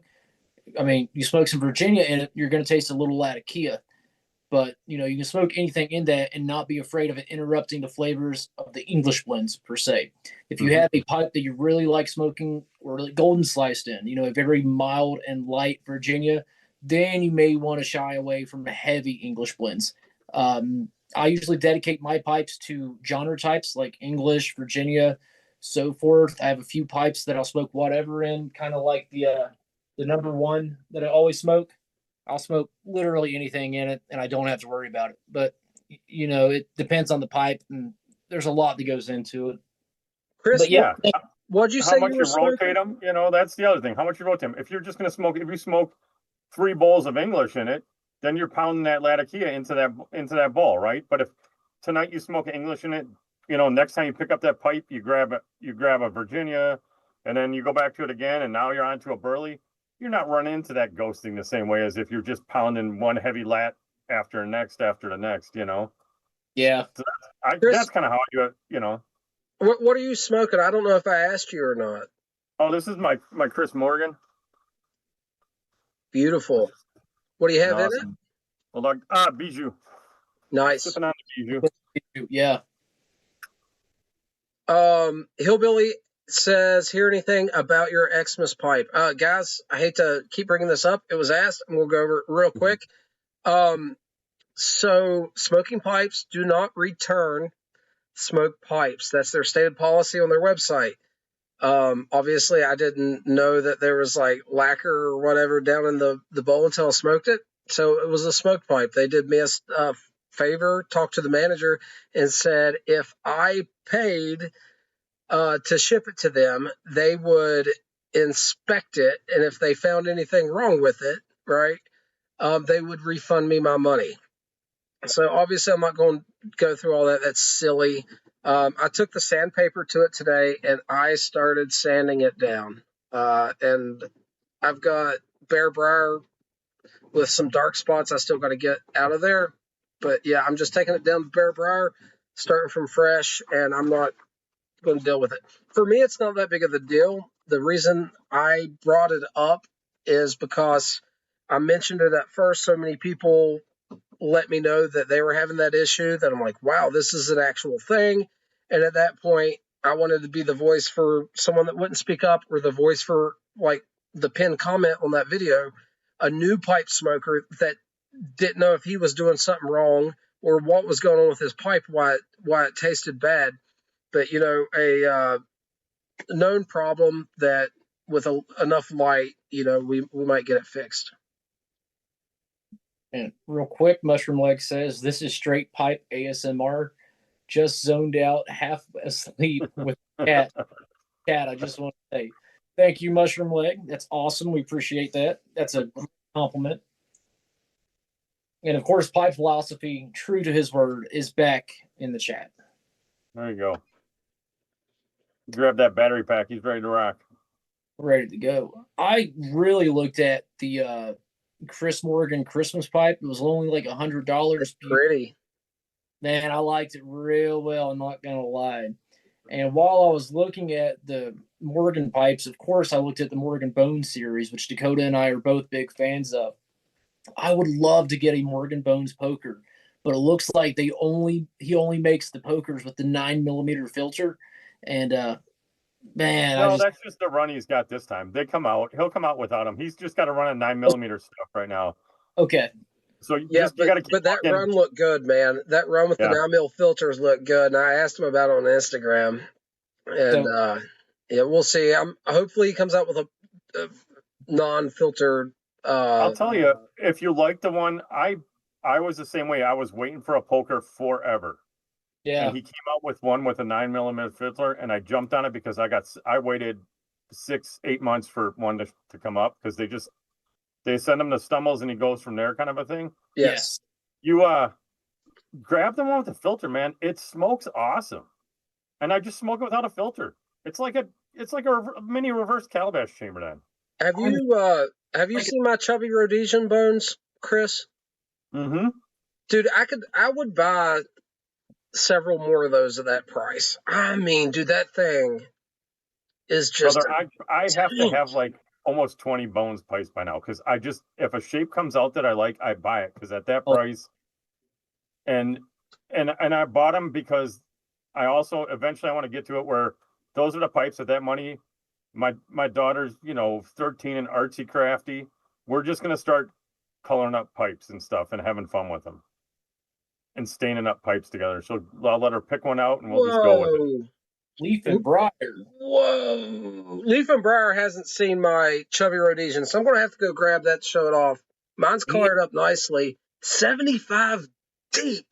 Guys, I told you, he's a serious pipe smoker. Holy moly. Yeah, he's got me beat on those bones for sure, That's insane. All right, let me go grab mine. I want to show it off. It's colored up so nice. League, there you go. Exactly. Chris, it is. I use it. Smoke those get a 9mm mine, just don't put a filter in it. Like you said, it is literally like a mini calabash. I think it'll be too open for me because I like a slightly more restricted draw. I have 9mm pipes that I just don't get along with them. But I will wait till a poker comes out without the filter because that'd be great. Yeah, and don't wait then. Just when you see it, snag it because everybody loves those pokers. Right. But I really like your idea with the bones pipes. Mm-hmm. That's a cool way of going about that. Yeah. It's and if you with your daughter is what I'm saying. You know what I mean? get some stain, but you could do it for yourself. Like you want to learn and you want to play around with stain in the pipe or some colors. Mm-hmm. It's great to do, and you're not out a lot of money, and you got a pipe that smokes awesome. Those bones pipes all smoke great, and they come into such fun shapes. And obviously the what was the other company called? Briar and Dottle and Briar. Dottle and Briar, great artisan pipes, and I guess the Morgan Bones. I don't know if I would call it an artisan pipe because I think it's factory seconds that comes to him for the bones. But can you think of a better deal for a great pipe than Morgan Bones series? It's like $55, $60 a pop. You got like a great pipe. I'll tell you where I just found one because it just came the other day, and I smoked it last night for the first time. Mitch and Sarah at MBSD. Mm-hmm. That's where I got my gun. MBSD has their own Briar pipeline that they make, and they go for about $60, I think. Okay. And it's a fully finished Briar pipe, and it's awesome for the money. I mean, it's stained. They only have like 2 or 3 shapes, but yeah, if you want a fully finished one, like if you don't like the looks of bones where you don't want a raw bare Briar one, and And they are definitely, that was way higher quality pipe for that money than if you get something like a LaRocca or something like that. But raw briar can turn out beautiful, man. Mm-hmm. So this is my Chubby Rhodesian. I've kind of dedicated this to my work pipe. I smoke it pretty much every day during the week, and it lives in my car. And it is a tank. Out of all my pipes, if I had to ride into the zombie apocalypse with one pipe, it might be this one. This thing is just a tank. There's no other way of saying it. And one more company I'll have to say, when I'm talking like best deals in pipes, Morgan Bones is there. I love the natural finish and how they darken. If you don't like that, the company that you mentioned, but another one, Rop Pipes, they make great at a great price. And though I only have one, but I absolutely adore it. And I really want to get more specifically with the bone stem. I really enjoy the bone stem on it. And if you get the stout line, they're just chunkier. They're awesome. It's a nice, decent sized bowl. It comes with the Rop stouts are a little bit bigger version, so it's a more standardized, bigger bowl. But they do come with that horn stem like you're talking about, and they're awesome. And they have beautiful bulldogs, which is one of my favorite shapes. Pretty much is my favorite shape. And I also have to mention Rop's Pipe of the Year for this year, the 2025. Oh I wish I would have got that. I can't believe I missed that one. I slept on it. I still kick myself on that because it wasn't that expensive either. And I've missed it. Oh, here it is. Leaf and Briar says pad is real in my den. Yeah, this is definitely pipe acquisition disorder warning episode. You know, so if you're suffering from some pad, this is not the conversation to be listening to. Yeah, Leaf, you're right. Because I think, what was it? I think I had about 6 or 8 pipes show up this week alone. All right, Hunter, we're going to break out some luxury twist flake from March of 19. This was a sample gifted to me by Hunter. Guys, look at the color. Oh, that darkened up real nice. Look at that. Yeah. I guess you're smoking that in your Morgan Bones? Yeah, why not? So that's most darkened Morgan Bones that I have seen, for sure. Can I tell you a secret? Dirty hands rubbing on it gets the definitely dirty hands at work, guys. I'm a blue collar guy. You know what I mean? That's not the secret I've never said, and this I'm embarrassed about. You know how I said I smoke it in the morning? Yeah. Okay, so also like my wife fills up my thermos in the morning and then fills up the cup of the thermos, and I take that with me. You guys wouldn't believe how much coffee I drink through my thermos cup. Listen, I may have dropped this in the cup of coffee by accident one time. I don't know how much it attributed to it, because after I dried it off like that, like same day or week, I didn't notice anything different. But it will. I dropped that in a cup of coffee, so maybe that's the secret to darkening one up. That'll do it. I know a guy that did that with he did coffee and he did that on a mirror to get a little. This was totally by accident, I swear. Like it ruined the coffee and that bowl of pipe tobacco. I was very upset. What I was about to say is that pipe. So right before we started the at the time for the Love of the Leaf podcast, Brothers of the Pipe podcast. Now we had met up for one of your kids' birthday parties, and we both had brought our Bones pipes without discussing it with each other, and we took a picture of them together. At that point, they were pretty much the same color. Yours was slightly darker than mine, but very similar. And now that is way, way darker since then. And that was 6 months ago. Yeah, probably. Greasy, sweaty hands do a great job coloring them up too. They do. Seems to be working. I mean, the fastest color I got on my Bones is the ones I got at the beginning of summer, and you smoke them in the summer out in the heat when you get all sweated up. They start taking color real quick. So what I really want to do, I compiled a collection of like 6 Dr. Grabo Omega pipes to take to work with me and be my work pipes. And they worked out well, but with the they have vulcanite stems, so they oxidize in the sun. And then with that whale, what's in the inside, the reservoir, I like that, but it can be difficult to clean at work. What I want to do is get a 7-day pipe set of Morgan Bones and just have that at work. I smoke one pipe at work all day long. Looky here. Oh, we Looky got someone. here. Look who we got. Who we got? I'm waiting.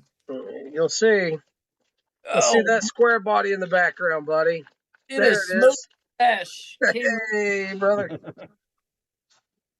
Cameron, you are on mute. He's on it. Let me see. Button. Who's got the button?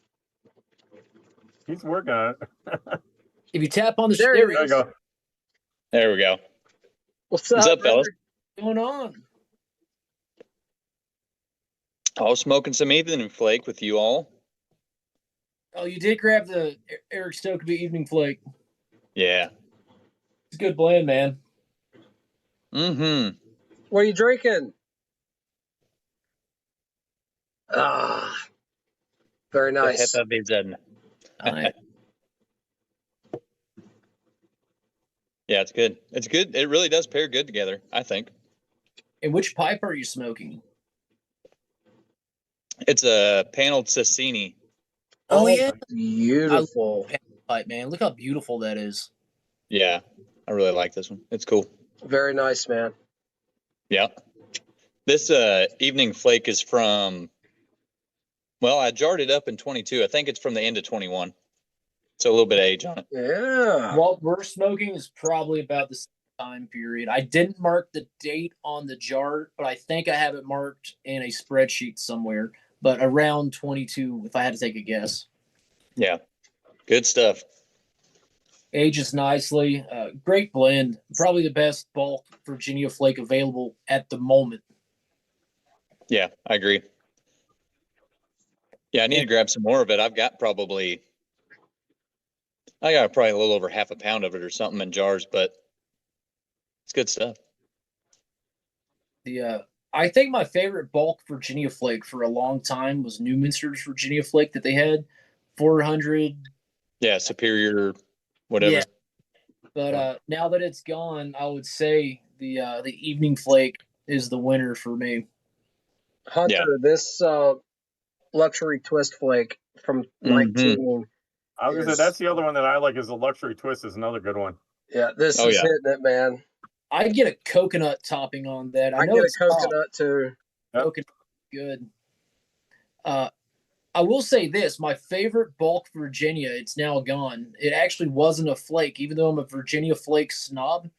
Sutliff's Elizabethan match, specifically to the Murray's era Elizabethan, was phenomenal. And they had it for a while, like $25, $30 a pound. I wish I would have bought 20 pounds of it.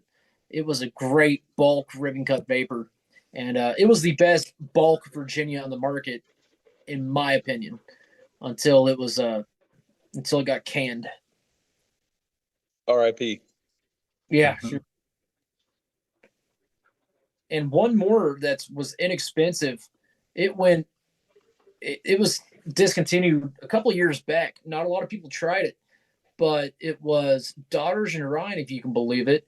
Rinpoche SJ with the St. James Perique. They also had AB with Acadian something, but the Rinpoche, if I'm saying that right, SJ was a phenomenal Virginia Perique ribbon cut mixture as well. But I've really missed that one. Toast, guys. Ping. This is the Great Value brand 5-hour energy. It's like, are you doing a 5-hour energy drink shot now at this time? Dude, I'm just trying to make it one more hour. I get up early, my schedule. I'm not a stay up guy, man. So Cameron, what have you been smoking other than the the Evening Flake that you're smoking now? So funny you say that, because I thought about whenever we did our podcast and you asked me, and I like totally fumbled on that because I was like, man, I smoke all sorts of stuff like in the mornings, Yeah. And You were ready this time. He's like, Hunter's gonna ask me what I'm You've been sitting on it. no, but that made me think about it because I don't think I mentioned it in the podcast when we did it, but so obviously I said I smoke a lot of Bison Burley in the morning, but there's times where I'll go 4 days straight and smoke that, and then I'll take a break, and I smoke like I said, a lot of James blends and everything, but his Fanghorn Forest, when he came out with that, I smoked it again the other day. Man, I really enjoyed that. It's a Dark Fire Kentucky blend, but back in the day, like I said, Country Squire, Cowboy Coffee, I smoked that again the other day. Love it.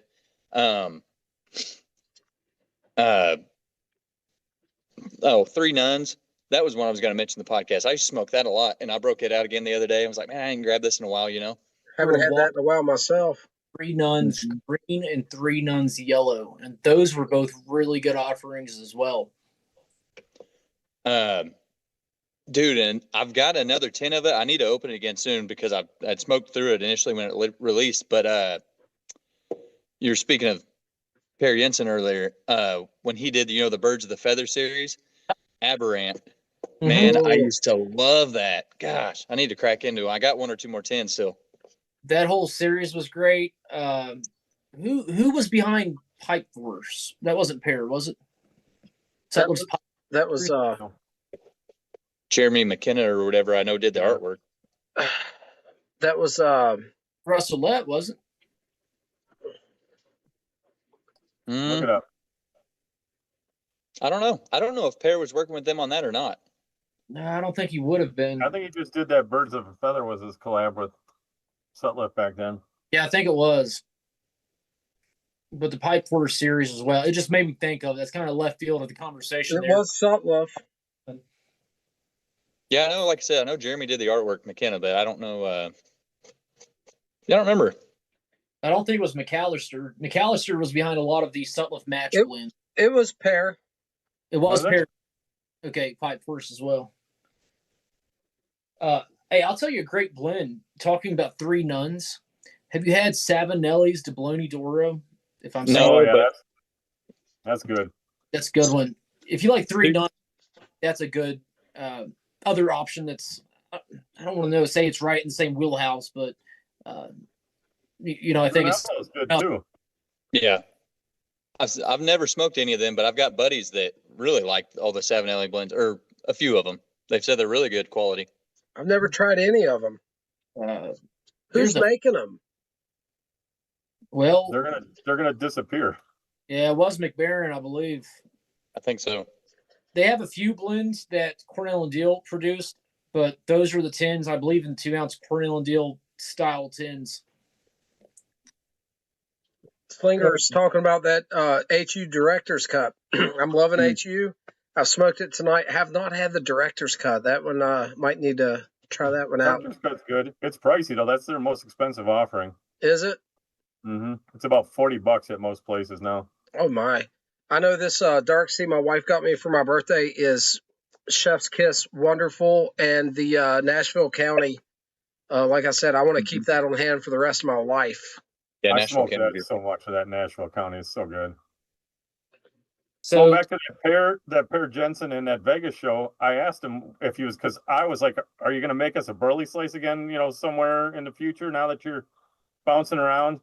And he said he doesn't know about that because right now he is working on a vapor blend, so there'll be a vapor coming out from him. So and that'll be good if Per's making. Hey, to code, if you go on to Smoking Pipes, Savinelli has a 20% off on Savinelli blends at the moment. Yep. One that we probably should try before it goes out. And it's one of the few Savinelli blends I haven't had, Jupiter, Jupiter. It's a Burley flake, and it's Virginia, Dark Fire, Kentucky, and Burley. And I bet it's tasty. I've had Damn you to hell. I've had Brunello flake. It's lovely. Listen, leave my bank account alone. I got all those in my cart right now, and I'm like, oh man, but I spent so much this week. I was like, but it's 20% off those Savinelli tins. I mean, that's a good deal on those. They're high. Jupiter is $11.70 per 10. Yeah. That is a 2-ounce tin, so not the 1.75 50 grams. It's the full American 2 ounces. But I've had Brunello Flake, the Dibloni d'Oro, and Juno from them, and all of those have been fantastic. I know I was going to stock up on all 4 of those blends at this 20% off. I seen that the other day, and I did the same thing. I grabbed them, put them in my cart, and I was like, nah. Yeah. what I Yep, they're sitting in my cart still, that, and I think 2 tins of 1792 and 2 tins of Bothy Flake. They're all just sitting in my cart right now. last check, there was still some 1792 left. And what I think's going on, if McBaron does produce all of these Savinelli blends, it's just they're trying to clear out what they have and get rid of it. So I would say that's why they're having the 20% off. Maybe. Don't hold me to that. That's what I'm assuming is happening. I could be completely wrong, but I would say once what is here is gone, it'll be done. Yeah. How many tins? 3. 3. I got him. Dude, that man, he got me on a Bing's favorite just the other day. Those Bings are great smokers. I wouldn't know if they ever get it to me. I might. I know how to push Captain Burley Slice's buttons. So if there's a blend I want to try, but I'm not ready to dedicate my own finances to it, I'll send it. And then I know I'll get like a 3-bowl sample out of it. So at least I can try it. Hey, Pipe Philosophy, Ravenwood, definitely. James blends some awesome tobacco. Leaf and Briars talking about the Moose Marmalade. Cameron, have you had it? I've got a 10 of it. I haven't gotten into it. 1792 Carrie is incredible. I have some right here. It is in my top, let's say 5 blends of all time. 1792 is an awesome blend. 92. I'm showing it right here. Yep. Yeah, it's wonderful. They're all gonna buy it up before I pull the trigger on my cart, man. Don't talk it up too much. And I'm still trying to recover from my Nate King that showed up this week. Carrie doesn't do snuff, but Carrie, this Elmo's Reserve is the exact same blend in snuff format. So very interesting take to be able to A/B compare the same blended tobacco in 2 different forms. And Cameron, you'll like this, assuming we can get you back onto the podcast for the Christmas episode when we record it.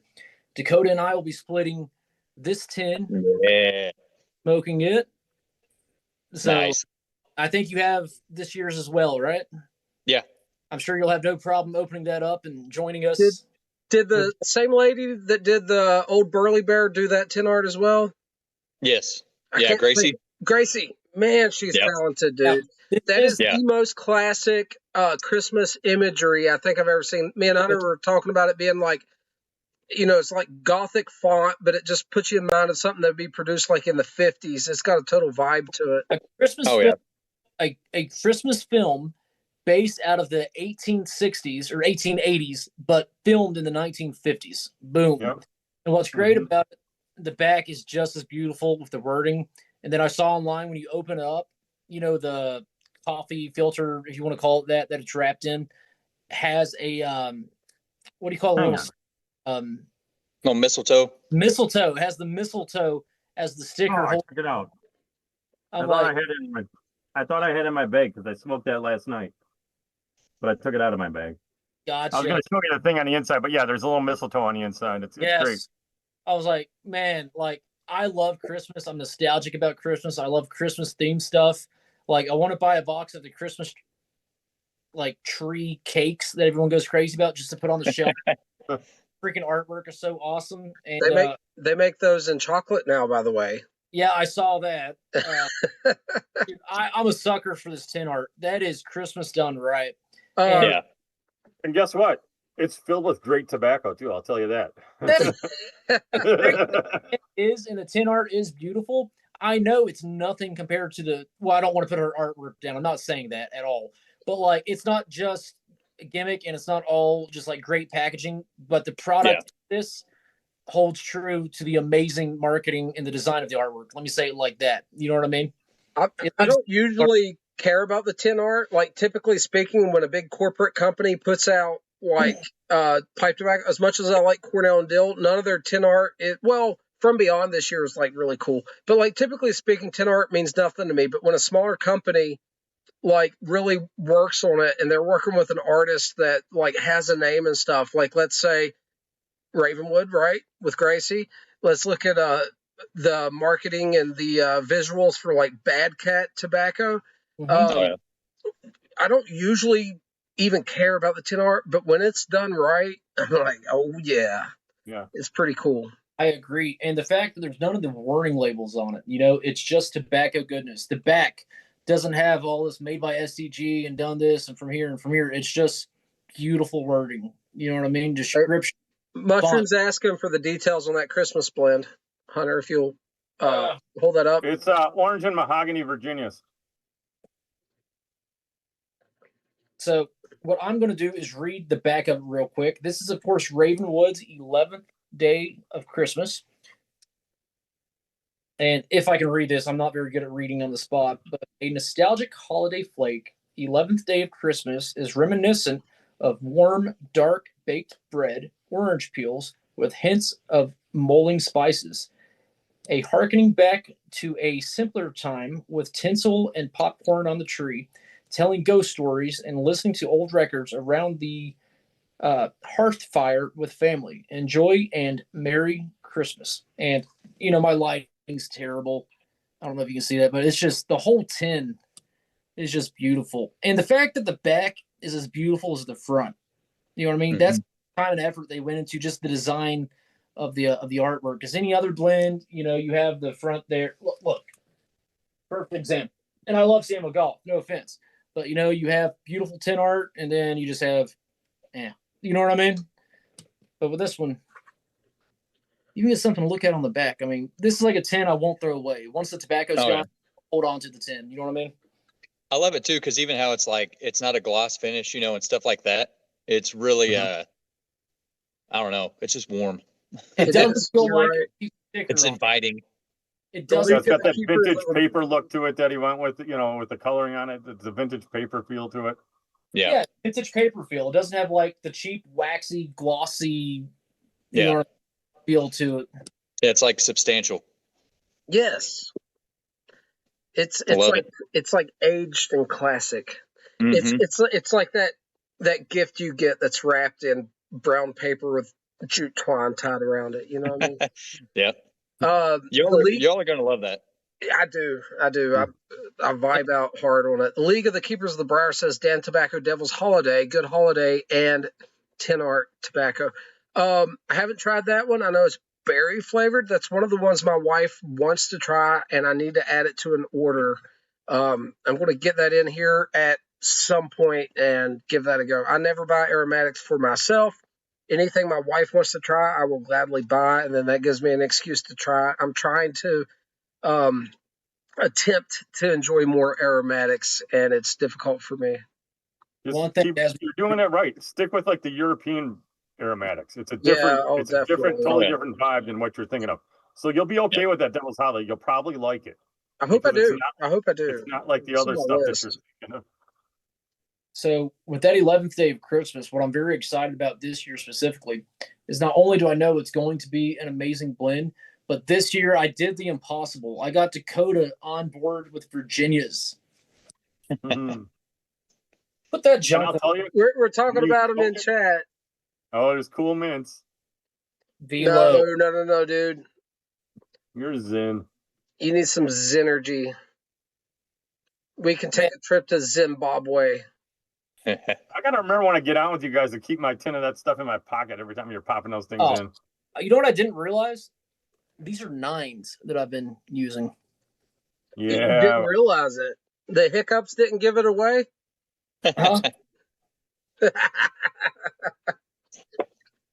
But This you is what all, I'll be doing. This will be tomorrow night. I'll be now get the snuff going because that's how tomorrow night will be. I'll Let's be do this. drinking, I'll Look, be smoking, let's- I'll have a pouch, and I'll be snuffing. All right, pick one, guys. Go with the Fresco, I say. See what everybody else says. Put it in the chat.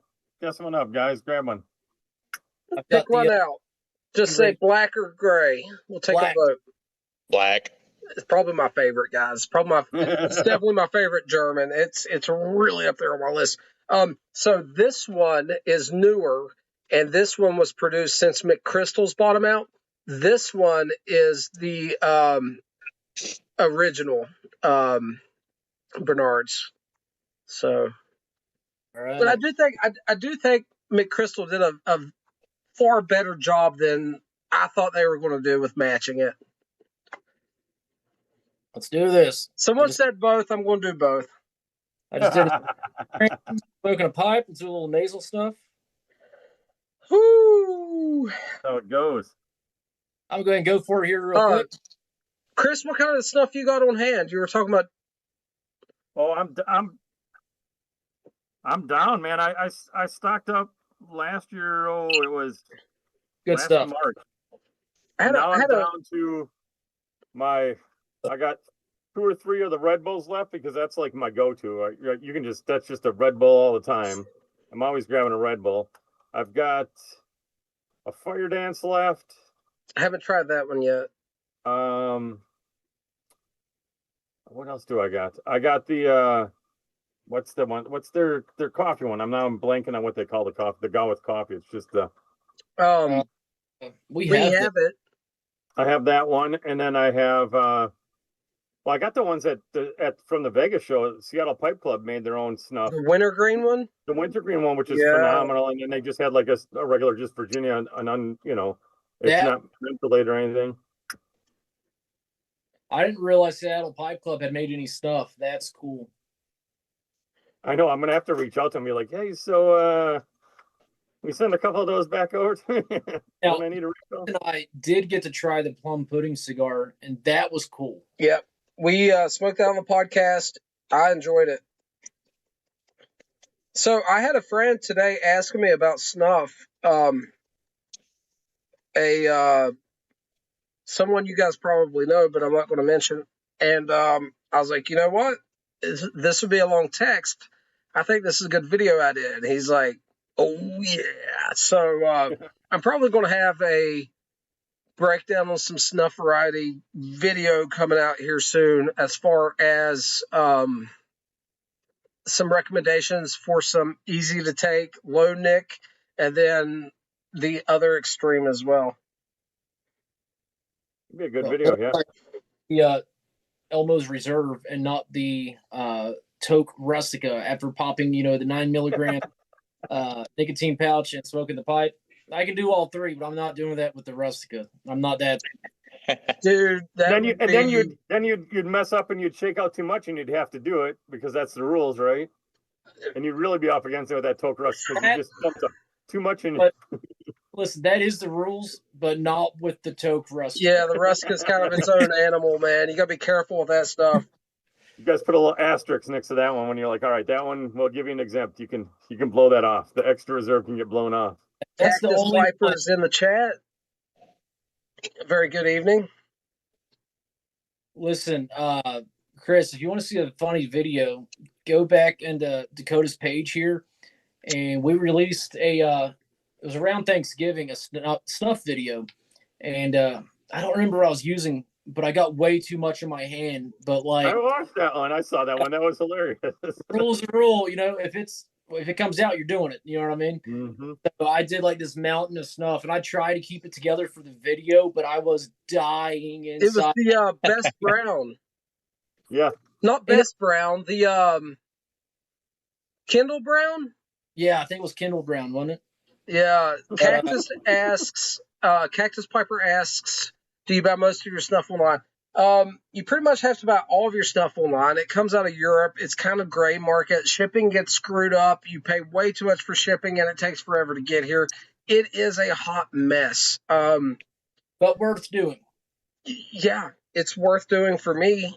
But that's something else someone was asking me about, and it's just not straightforward. It's not like ordering everything else. In the U.S., regulation says there is no sales of nasal snuffs. Nasal snuffs are illegal here in the land of the free. You're free to do heroin in Portland, but you are not free to use tobacco in a manner that's been used since the 14th century. Yep, that's how you have it. So you got to order from Europe, pay a lot of money, wait forever. Have it seized by customs, wait for the secondary shipment. It's really a hot mess, and that's kind of how it is. If you have any specific information that you want to know, shoot me an email at captainburleyslice@gmail.com, and I'll get back to you. Carrie was talking about Mr. Snuff. Mr. Snuff is probably the most well-respected retailer. He has certainly helped me through some screw-ups that happened with customs and stuff. But Toke also has a website, and they sell a lot of the same stuff. The Toke products are only available at Toke. But yeah, there's two main European places, Mr. Snuff and Toke.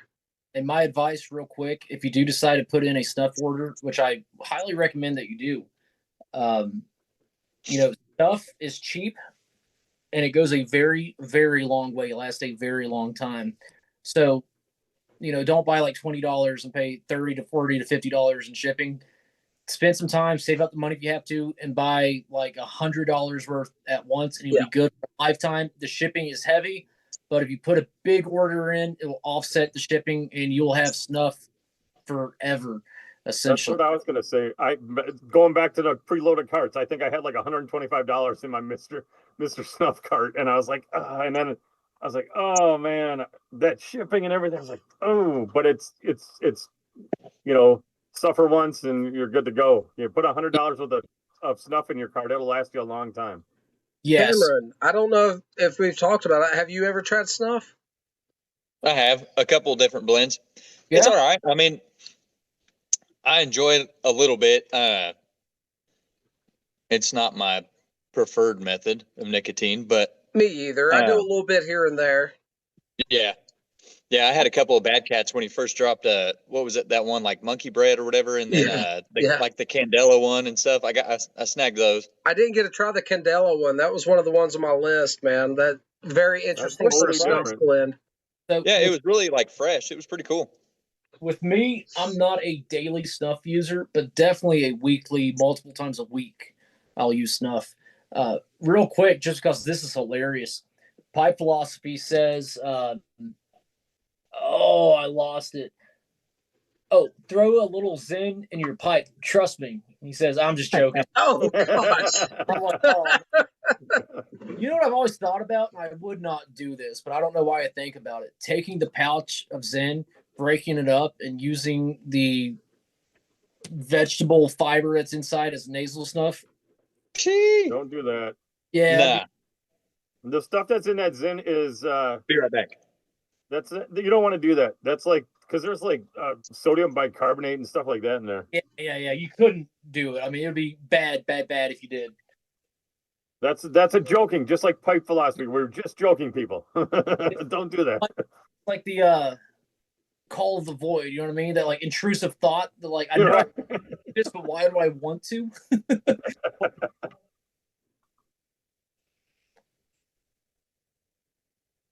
But yeah, the nasal snuff is fun to venture into.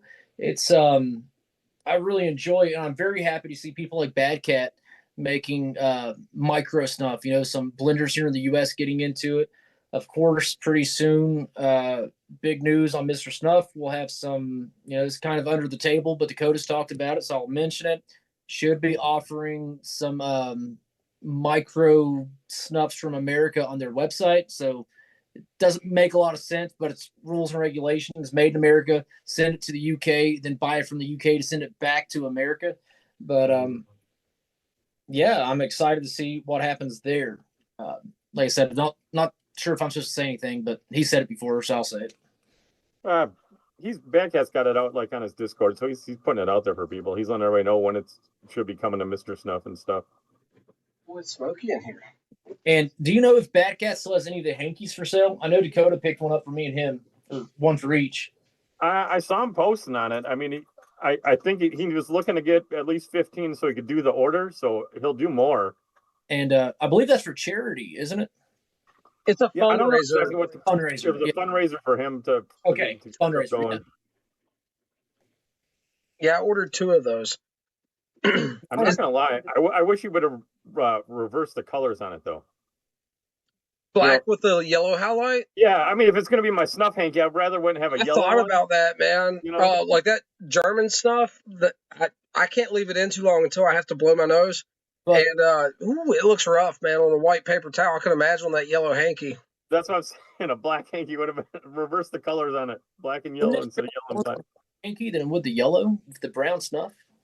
Carrie's asking if the snuff's illegal, Bad Cat going to get in trouble. So this is the thing. Snuff is not illegal for you to possess, own, or use.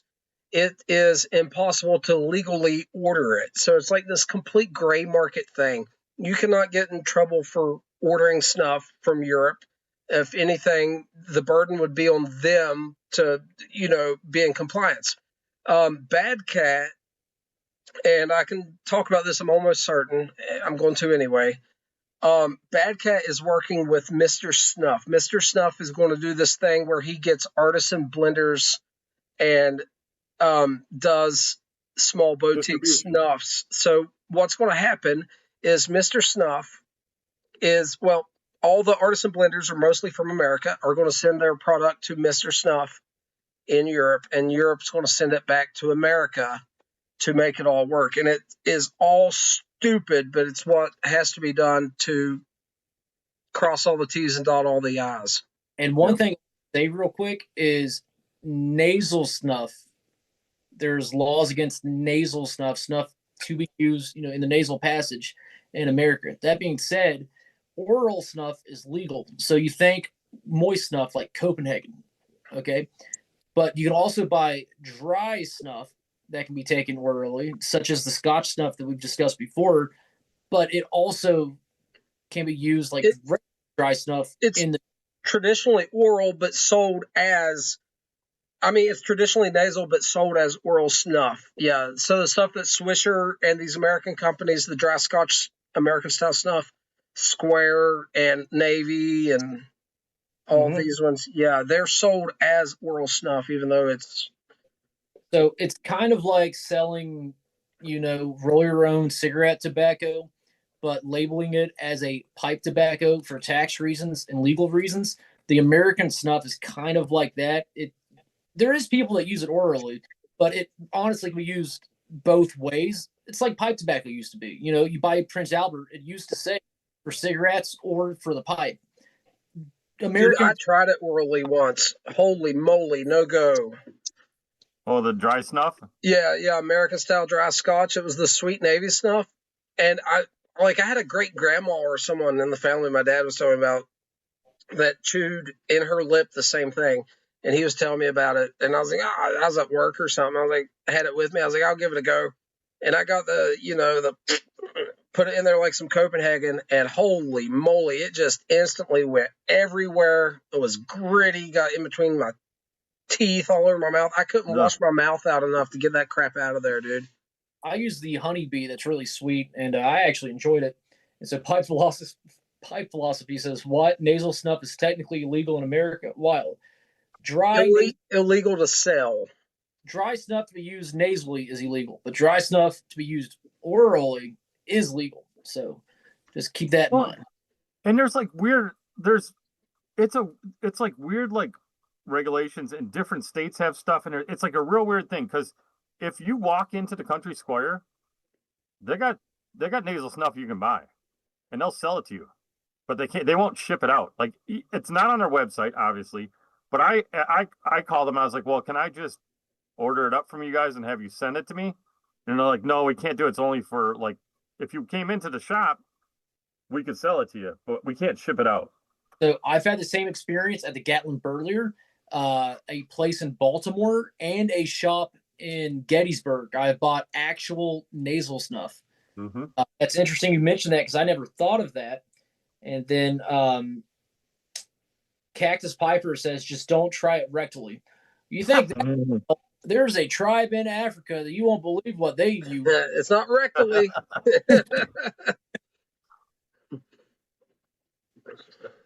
Pipe Philosophy started all the nonsense. Walt is in the chat. What is going on, brother? Panhandle Piper says, is snus considered oral? Yeah, it's completely different. So snus is actually just considered if I wish we could get snus here. How do they classify that? I guess spitless. It's spitless, but oral tobacco. Yes. Yeah. So no, it's not. Well, snus is basically like a pasteurized version of the oral tobacco you're used to thinking of, like your Copenhagen and stuff like that. Like a Skull Bandit, but for cool people. Like in the EU, snus is banned, but nicotine pouches are not. You can buy nicotine pouches, but snus is banned. Actual snus. In America, you can buy general snus now. I think it's impossible to get it imported like I used to use. I used to You can import. still get snus out of like up there. It's like Norway or Sweden. You can still get snus. They stopped it. It's about impossible now. I used to get it from Sweden. But I think maybe they'll export it. You can go into the store because we got a guy that one of our buddies has a cousin over there, and we're gonna he's just gonna send us a care package. We're gonna send him some money. He's gonna send us a care package. He's gonna walk it to the corner store or whatever and get it. There is General Snus, which is contracted through Sheets, sells it, and I buy General Snus from there, and it is actual Swedish snus, but it's really tough to get Swedish snus in America now. I'm not saying it's impossible, but it's tougher than it was a year or two ago. I'm going to stress test the censorship here on YouTube. Dr. Bob's Nightmare says Aztecs used Rustica as a suppository. Actually, they brewed Rustica into a nicotine-infused tea and made enemas out of it. So not exactly like a suppository. So, yeah. It's like the same but different, man. Nice. The shamans, they went on vision journeys. You know what I'm saying? And I'm switching. I don't ever visualize myself doing that. Really? You would never dual purpose your beer bong for a nicotine enema? Probably not. Real quick, switching over to Cornell and Deal from Beyond 2025. Beautiful. The Savadelli, 624, I think. Wonderful. Yeah. With that saddle on there. Yeah, the saddle bit with the acrylic. Love the acrylic. All about. That's the other thing about Morgan Bones I was going to say, where they have the acrylic stems. Makes a great work pipe. I'm all about the acrylic because I'm not a clincher. Give me a sec. Dr. Bob's Nightmare said, friends don't let friends boof. Hey, Walt, this is Cameron Lancaster, Smoky Stash on Instagram. Walt's on Instagram as well. You definitely need to look up Smoky Stash. He's got some of the absolute best pipe photography and taste in the game. Isn't Walt Carolina Kirk? Yeah. Carolina Kirk. Yeah. He's straight to the point. I love it. Who is the fourth guy? That's how he said that. Walt, what are you drinking tonight? He's probably got some of that Eagle Rare in him. He might not. He's got I think he flies out. Well, no, that's Monday. Maybe it's tomorrow. He's got that 2 weeks in Florida coming up for his new job. Hopefully he's going to get me a bottle of Eagle Rare. Gary, I am joining you in the From Beyond, and I've got the Cornell and Deal Zippo as well. Nice. Let me see here.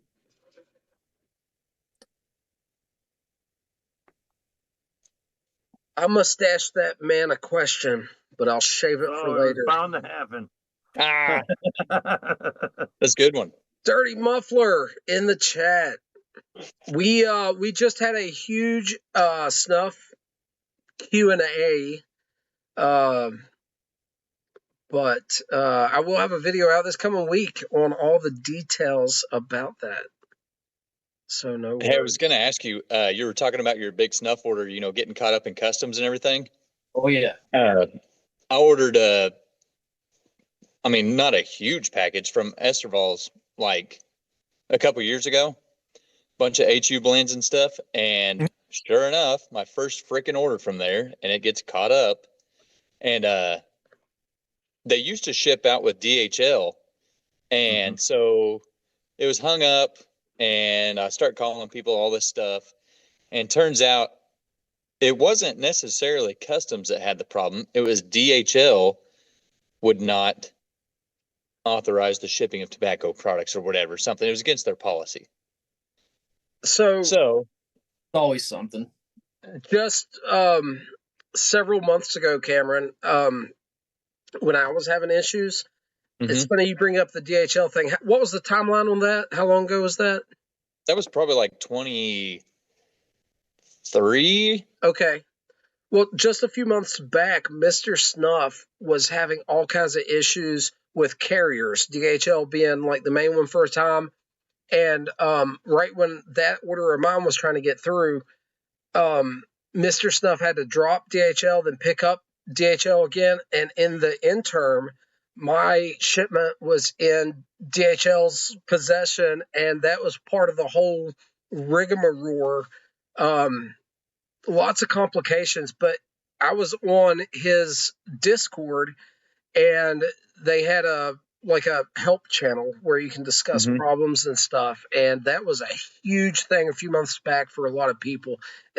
Eerily similar to what you're talking about right now. Well, it was crazy because they sent me this thing, it's whatever, your package has been seized, blah blah blah, this crap, and they're like, you need to provide this much stuff.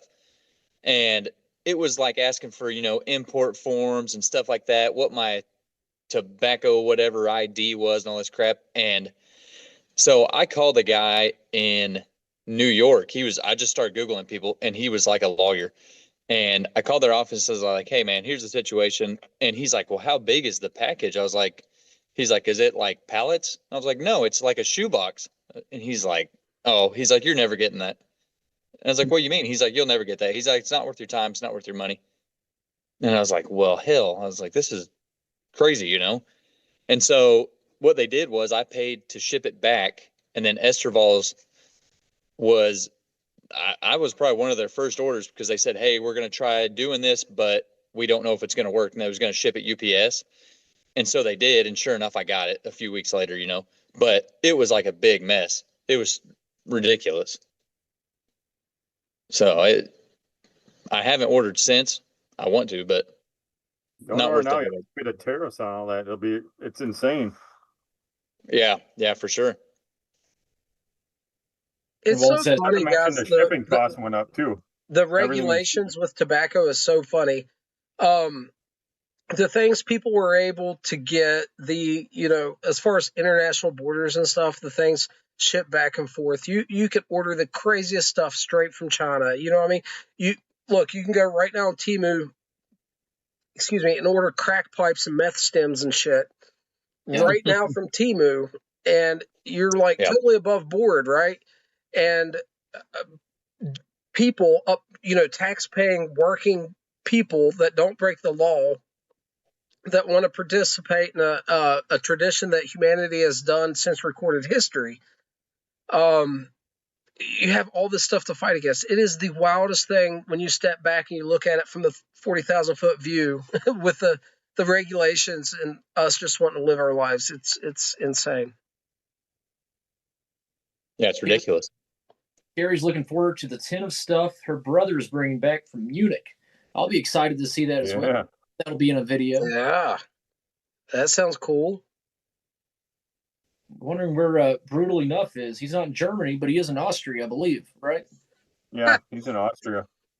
Dr. Bob's Nightmare says, my friend sent me a few care packages from Amsterdam in the 80s.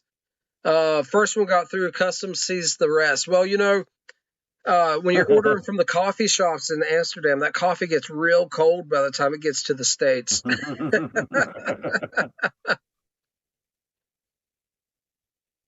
Oh, there she goes. But yeah, I don't have a lot of experience with German tobacco. I buy Dan tobacco, of course, especially like their Salty Dogs, Patriot Flake, and a few others. Johnny. But I know that Germany's really big on the aromatics, and from understanding, a lot of those aromatics are really moist, and that's one reason why a lot of German pipes have the 9mm filter. HU is German. Wessex is German. Well, yeah. I'm curious what they actually have over there that is not available to us here in the U.S. I know there's a lot. There's a lot, yeah. Germany has a big pipe smoking population as well, all things considered.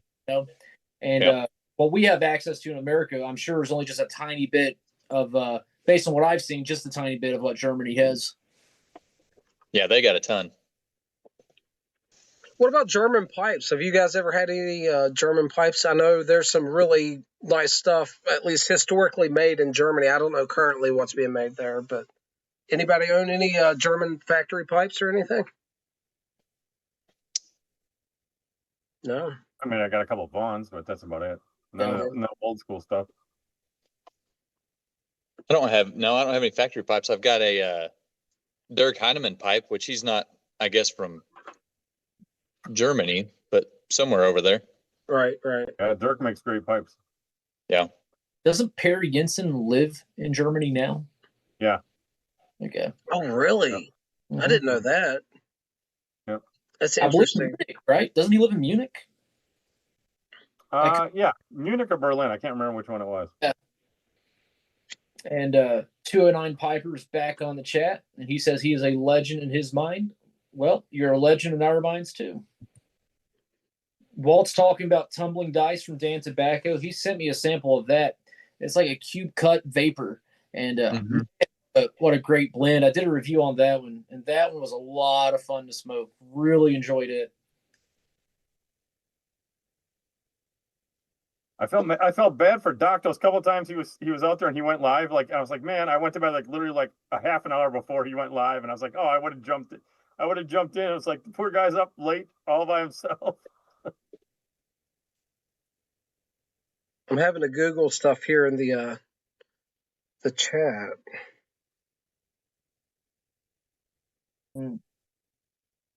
But no, I'd say a bulk of my, actually, I don't have to say, I know for a fact that a bulk of my pipe collection, like 80%, is probably Italian made pipes.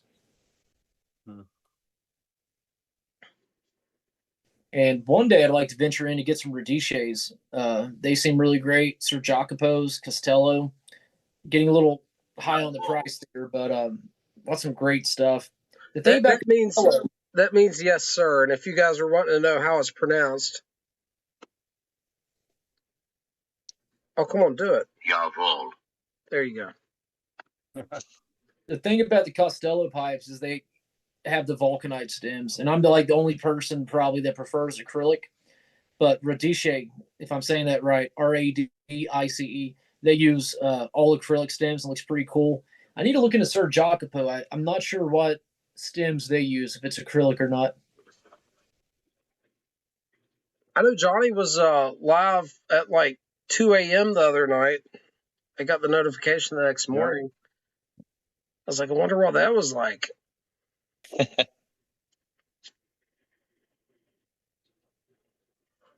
He was just watching those cars drag race down the road. He's got that.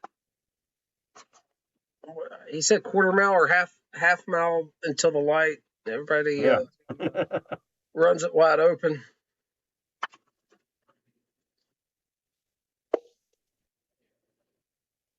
Getting to the end of that, I'm going to have to rotate pipes again. Well, guys, we're going to try to make it till midnight here on the East Coast. We had 24 minutes. I think we can make it happen. 18 Yeah, you had that 5-hour energy. That gives you another 24 minutes or so at least. Man, I'm trying. I'm not used to staying up late, guys. I'm really terrible at it. I'm like an old man. I have my routine. I'm with you. When I was young, man, it was like exciting and let's stay up and do stuff. And when I was young, he says, that's the best part, man. Dude, I don't feel young, man. My oldest is 14. You know what I mean? I don't feel young. My oldest is 15 weeks. Hunter's used to not sleeping now. Actually, Yeah, for sure. This is the easiest baby I think that has ever been born. She sleeps through the night like a rock. Lucky you. And when she was first born and we were doing feedings at nighttime when we still had to do that, we did schedule feedings and we would wake her up to give her a bottle. I mean, she never woke up hungry in the middle of the night. So we had, obviously you have to wake up at night to make bottle and feed her. But it was always scheduled. You know what I mean? It wasn't just this random crying at night kind of thing. She's been great. Now that Our daughter, she was up every 2 hours. She was hungry. Well, that being said, the doctors did confirm that my daughter has very healthy lungs. So when she does get hungry, while you're waiting on that bottle to be made, at least during like the day, man, she can scream. Let me tell She you. lets You're you gonna hear know. about it. My Lets Apple you know. tells me, hey, it's like 95 decibels or above, like hearing protection required. Where? That's funny. No, Well, Carrie. yeah, no, Carrie. Colic. My daughter had colic.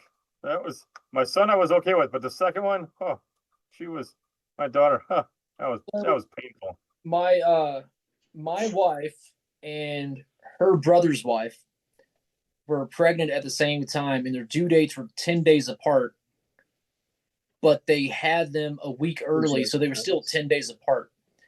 So my nephew is a week older than my daughter, and so they're like the exact same age, same size, everything. You know what I mean? But he was colic for a little while, and she was not, and it was just I just couldn't imagine like family get-togethers, the baby's just screaming, and they'd have to leave early. And I know what it's like to be in that car with the screaming baby, and then you get home and the screaming baby, and I'm like, man, listen, as good as this baby is for her age, when she gets like 2, it's gonna have to be terrible because there's no way this. The streak is over. And my daughter was pretty good. It was the nighttime that she got colic, and that was the worst part. You're up all night with a colicky baby. Teething babies can be quite troublesome as well. Oh yeah. Mm-hmm. I was used to getting up early. That didn't bother me. I was not used to getting up at night. And so, my wife's like, well, let's do this. You wake up at night, make the bottle. I'll feed the baby and set her upright for 30 minutes, do the burping and all that. You go back to sleep. All you have to do is make the bottle. I'm like, that's fair, like for sure. I took a month off work when she was born, and I got pretty used to the dad schedule of getting up at night to make the bottle. But then when I started work back, to get up at night several times to make a bottle, but then also get up at like 5 a.m. to go to work, that was brutal. Combining both those. It's like I can do one or the other, but not both. So luckily that didn't last too long. Yeah. I got lucky. My wife, she quit her job whenever we had our first kid. So she was she was in the mindset of she was going to do it. So she's the one that, she got up every night. Now I will say, she got up every night to feed and stuff. I would, whenever I was on paternity leave, especially, I'd get up and, rock her back to sleep and stuff if I had to, whatever. But, once I went back to work, she was the one up there every night. So my wife was not able to breastfeed. If she could have breastfed, I wouldn't have had to get up at night.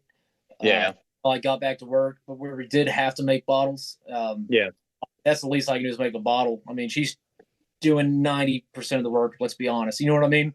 It's I got you. I'll tell you something funny. So my boy, he's like me. He loves to eat. I love food, man.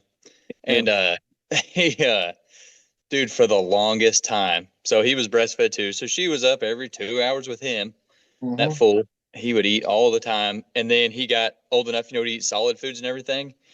And he would get up in the middle of the night. And this was after, he was breastfed and everything. Yeah. He'd come downstairs and he'd wake her up and he'd say that he wanted a snack. And so she's like, oh my gosh. At first, it was like, just go back to bed, stuff like that. And then it was to the point of like, he's like, no, I'm hungry. He's got to have something to eat. And so he would have either one of those little apple sauces or a yogurt or a granola bar. And I kid you not, until he was like a solid, probably 3.5 or 4, he came downstairs every single night between 2 and 3 a.m. and he either had an applesauce, a yogurt, or a freaking granola bar. And it was funny because he'd go to the fridge, you'd hear him open it up, he'd get whatever he wanted, and he'd sit down. He had a little stool beside her side of the bed, and you'd hear him open his little wrapper, and then he'd sit there and eat, and then he'd go back to bed. Oh, bless his little heart. That's awesome. I don't know. Yeah, it's funny. But like growing up, me, Dakota, and our oldest brother all shared a bedroom, and I was the youngest brother. But like when I went to bed, all kids before they go to sleep, they get like mad thirsty. You have to have water, kind of thing. Yeah. That's me, but I was a milk drinker. You know what I mean? Even like 3 years old, I didn't go to bed without milk next to me. And so like, every night I remember having like a cup of milk or a bottle of milk. And I mean, at 4, I'm not talking like formula, like whole milk from the gallon, but like had to have milk. Didn't go to bed without it. Oh yeah. I'm not gonna lie, I do that a lot now. I still, before bed, it'd be like 9:30, 10 o'clock, and I'll either have a glass of milk or I'll eat a bowl of cereal. Yep. Man, I'll tell y'all Usually it's a what. bowl of cereal. Bowl of cereal for me. Yeah. Milk. But Oh, my yeah. wife thought that was I was crazy. Like when she first met me, like when we moved in and when we got married, it was like dinner. I would have like a pint of milk with dinner. She's like, "Who drinks a pint glass of milk with dinner?" I'm like, I Yep. grew up. I drink. Yeah. Milk is underappreciated. Nobody like just drinks milk anymore. But I'm like, no, Yeah. give me milk, whole percent, red cap, the real, Oh yeah. like, give me a cup of milk. But Dakota will tell you, growing up, you know, our mom made dessert often, but when she didn't, every evening after Dad had dinner, this massive dinner, he had this bowl that he ate cereal out of, and I mean, it was like that. It was a popcorn bowl. You know, the big mixing bowl? My dad would The- make cereal, you know, 2/3 The of a mixing box of bowl cereal slash in a throw up mixing bowl bowl. slash. And he had a long spoon just for it. You guys, he's an animal with that stuff. Like, But I'm Oh, a yeah. milk drinker too, man. And when I'm in the mood for milk, guys, milk is one of those things I can slam. Pour a big Oh, yeah. glass of milk, and you don't sip on it. You know, that primal inner something says chug. Yeah. And Yeah. it's just, you know what I mean? I love milk. Men drink milk. You don't sip it. You know what I mean? You're a man. You pound that thing back, Oh, and you dude, milk Right. is intended to just be chugged like a maniac. So speaking of chugging milk, have you ever chugged a gallon of milk? Listen, I have a story about so I drink milk every morning. Like on my way to work, I'll get like a pint and pick it up at the local gas station. And like I can't get too far in this story. It gets graphic. my wife is dying right now beside me. This story is epic. But like so like a pint is like $1.78 or something. A half gallon is like $2.35 or something. You know what I mean? It's like a little bit of Better money, bang a for your lot buck. more milk. Yeah. Well, I did that one day and I got the whole thing down. I did it again the second day. And had to come home for lunch and attempt to use the bathroom. And I was like texting my boss, like, I'm going to be a little late coming back, you know? And he's like, what's going on? I'm like, it's crowning. I'm dilated 4 centimeters. It was bad, man. That's as far as we'll go into it. I got an epic story.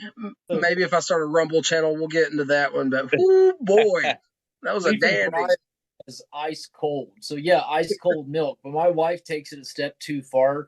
She's a milk drinker as well, but she'll get like a glass and put ice in it and then pour the milk in. And I'm like, no, I've never in my life, That's weird. ever in my life done that. Sacrilegious. But like, that sounds gross. Yeah. Well, like for men, it's the primal instinct that Dakota mentioned. Like you chug that thing back, you pound it back. That's how you do it. You don't need ice. There's not enough time for that. But even though she's a milk drinker, she like sips on it, like set it down, come back to it, drink it. But I'm like, there's ice in it and it's melting and you're getting watered down milk and she's still drinking it. Ugh. Yeah, it's Yeah. gross. Yeah, I'm all about ice cold milk, but I don't want ice in the milk though. That's hilarious. milk. Yeah, I've never done that in my life. Yeah, it's funny, but not. Chris, hey brother, just talking about you, man. I have not had a chance to watch your video yet. I am so sorry. It's been a crazy busy week for me and Hunter, and I guess the rest of the world. It is that time of year. We'll try to get that watched and share that with everyone tomorrow. I'm terribly sorry about that, man. Chris went through the effort of making a video like we talked about, and holy moly. I will get tomorrow and comment, so you will know that I saw that. And I'm going to guess the time, 5:53. I think you're right. I think you're right. Right. I think you're in right. Austria. We'll see what he says. I think it is 5:53 a.m. there. If I'm not He mistaken. wakes up every Sunday morning, and the first thing he does is time to watch Brothers of the Pipe. Or, I mean, that's funny. So we Hey, got speaking of Brothers of the Pipe, if we do the Christmas episode, tentatively, what date were y'all thinking again? We'll try to work around everyone's. Whenever you might have a window, let us know. It'd be an evening, of course, but I can't do anything till I get my kids to bed. I get them to bed at 8 o'clock Eastern every day, like religiously, but I can't do anything till after then. So any day you would have available. Christmas lands on a Thursday this year, so the following weekend, if you're available for an evening, let us know and we'll try to work around everything. I'd love to get you on for another Ravenwood blend. I think that would be extremely cool. Oh yeah, for sure. Yeah, that'd be fun. I know this is probably a long shot with it being Christmas weekend and all, but Saturday the 27th, I don't know if you're going to be busy the Saturday after Christmas. If so, we completely understand. But if we go by the schedule, which we do not have to, emphasis on that, but that's what it would probably be. Okay. But that's what I was thinking. Let me double check with my wife and everything, and then I'll get back with y'all. We really want you on that episode where we're smoking the 11th day of Christmas, and we'll work around it, figure something out. You know what I mean? It does not have to be that day. Yeah, for sure. Cool. Yeah, it'd be cool. Like when I thought of that, I was like, I know it's a long shot, but you being friends with James and being on the last episode where we smoked one of his blends, I just thought it'd be cool. Yeah, that'd be fun. I wanted to know about the name change of the podcast. And the first, you were on the first episode once we changed the name to Brothers of the Pipe. And so, just for those listening, when we started off, we were For the Love of the Leaf, and we wanted a name change after a little while. Once we kind of figured out our approach to the podcast. So we came up with a new name, and I made an Instagram account just to secure it. I didn't really follow anyone. I didn't post anything. It was just the name. No one could possibly know it exists. I get a message from Cameron like, "Hey, is there something about the show you guys aren't telling me?" I'm like, "How did he see that?" I'm like, "How's that?" But so the algorithm, man, picked him. So we did change the name, and on the first episode with the new name, Brothers of the Pipe, a few months back, he was he was on the episode with us. Also, our most listened to episode to date, by the way. Choo. The Burley Bear episode. Yep. Yep. Okay. Old Smoky Stash coming through on a clutch move there. Dude, that stuff's so good. Yes, it is. And more I got awesome another 10 artwork, right? unopened. More 10 artwork on that is awesome. Yeah.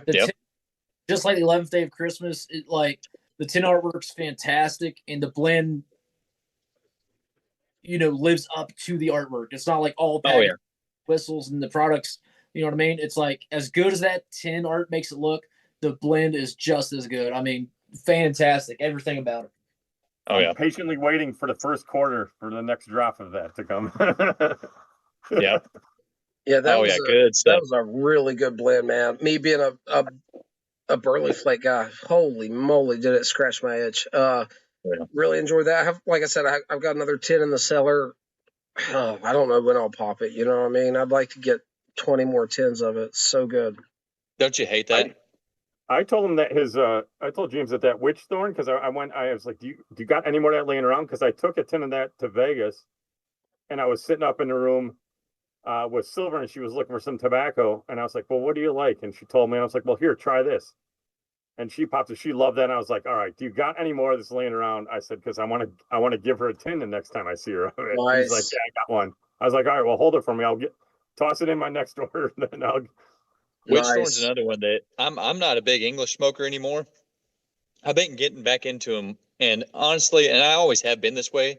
I do love English aromatics, whatever the crossover blends. Yeah. But I'm getting more I don't know, comfortable with Englishes again, because I don't know why. For some reason, the last couple of years, I've just been like turned off by them.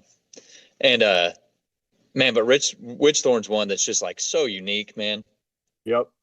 That is just like, there's nothing else like it. I've opened my palate up to other things, which is why I haven't been smoking Englishes. I smoked exclusively Englishes for an embarrassing amount of time, to the exclusion of all the other nice tobaccos out there in the world. Now I'm at a point where I'm trying all the nice tobaccos. I've had pretty much like all of the mainstays of English a person can think of almost, right? Not obviously not everything, but like all the big ones and a lot of them, that it's like a known integer now. I'm not even interested at the moment in that because there's so much other nice stuff to try. Like Chris, you guys don't understand how wild this is for me. Watching him only smoke like heavy English blends for, can I say how long? Yeah. I mean, it's like a decade, a solid 10 years. All he at smoked least Nightcap and 10 Russians and Peter Stokeby, the Balkan Supreme and the Okay, and so like this Christmas episode coming up, we'll be smoking 11th Day of Christmas, like a Virginia flake. The fact that he's smoking Virginia flakes, I mean, after watching it for 10 years, pound back pounds upon pounds upon heavy Latakia ridden English, and him being like, "Oh, this Virginia flake's very nice." I'm like, "Who the hell are you?" I'm smoking a Virginia flake pretty much on the daily at some point in the day now. I'm so happy because I love Englishes, but I never thought I would get to like enjoy Virginias with you and discuss them with you in the nuance. And like I just wasn't interested for so long. I can't explain it, guys. And here's the other thing, man. If I was smoking Englishes the way I used to be able, or the way I used to pursue them, I would not be able to appreciate half of the other tobaccos that I smoked. To say my palate was blown out is an understatement. Yeah. Back in the day, I was buying bulk Nightcap and chain smoking it like at work and stuff because I was able to smoke at work back then. Like, it's hard to like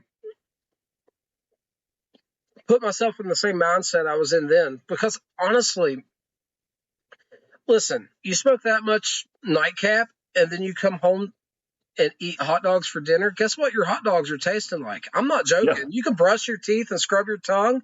You're getting a Latakia dog for dinner. But like, you have always been a serious pipe smoker, okay? But you were a codger in a sense. But instead of Burley, you smoked English. You were an English, Latakia codger. And now you're trying all this other stuff, and it's insane. I mean, your name's Captain Burley Slice after a Burley blend. It's just wild to know you as a pipe smoker for over a decade, to see you branching out. Oh, Cameron timed out or something. He froze up and then timed out. I'm not sure what happened there. Brutal Enough says, am I the only one that likes Borkum Riff and Captain Black? No, I'll smoke some every once in a blue moon. And Hillbilly Piper asks, where can I get some 11th Day of Christmas? It's a James Ravenwood blend. I believe it's probably sold out by now. I would say so. Carrie says that the name change helped. I'm glad that she likes the name Brothers of the Pipe.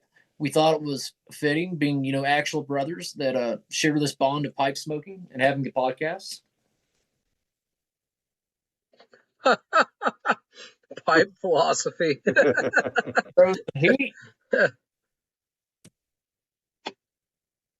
Oh, you're good, brother. You're good, man. Gotcha. Okay. I saw you freeze up there and then drop. I knew something happened, man. Listen, Cameron, really appreciate you stopping by. That was great having you on the live tonight, man. Stay in touch. Potentially, tentatively for the Christmas episode, if we can pull that off, that would be incredible, man. I want to thank Pipe Philosophy as well. I know he's still in the chat. He dropped by for a little bit. Greatly appreciated that. Had a blast talking to him. Absolutely. Walt says there's another drop coming, so hopefully there might be some more 11th Day of Christmas from the sound of it. You have to stay tuned and see. Oh, that'd be awesome. Yeah. Grab it. That stuff's going to age awesome, too. It would if there's any left. Like, I'm going to smoke through this. It's not getting aged. I'd love to try some aged, but... Well, that's why you have to get, like, at least 2 tins every time of Ravenswood stuff when you get it. Oh, no kidding, man. No kidding. Seriously. When it comes to Ravenwood, however much you think you need, like, double it. Just just go ahead and max out that credit card. All right, guys, look, we made it past midnight here on the East Coast. For me, that is some sort of achievement. I'm not sure exactly where it falls. We've had lots of people in the chat tonight, way too many to mention, and I appreciate each and every one of you. Thanks for your input. Thanks for having a smoke with us and all the laughs. I really, really enjoyed it.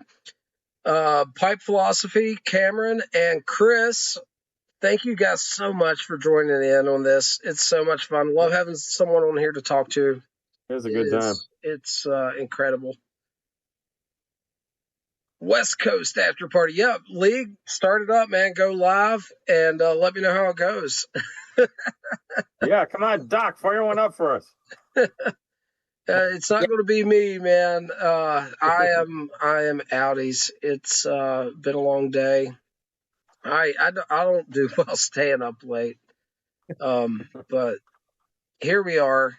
All right, guys. With that, Chris, thanks again, man. I love having you on here. Love all the knowledge you share. It's incredible. You have only been smoking a pipe a little over a year or something, I believe you said, but you really come across like an old head. It's got to be a little bit to do with your cigar background. You've got like strong foundations in tobacco and stuff or something, because most people that's been smoking a pipe as well, they don't have the collection you have, and they're not as well versed as you. So really appreciate you coming on with your experience. Most appreciated. Looking forward to doing it again. Yeah, it's fun. It's a great, it's a great community you guys got going here. So it's fun. It's, like really I said, it's the same way. It's a way that I can connect and meet new people this way too. Not just the people that I meet at the shows that I go to. So it's great. Yeah. We live in the middle of the woods essentially. And, for me, it's a blessing to have an outlet like this to connect with people with something that we're passionate about. It's, I don't take it for granted. And Chris, you're part of that. I appreciate you and really appreciate you stopping by. Hunter, with that, I'm going to hand it over to you and let you do the sign off. Thank you guys for stopping by the after party. If you get the time, check out the newest episode of Brothers of the Pipe podcast, where we discussed 4th generation evening flake, how to make sure I get that right. And if you come across any new channels on the YTPC this week, send them over to us so they can join us on the after party. We would love to give them a shout out and hopefully some more subscribers. But thank you guys for joining us. Saturday night on the YTPC is brought to you by the after party, and we will see you all next week. Oh.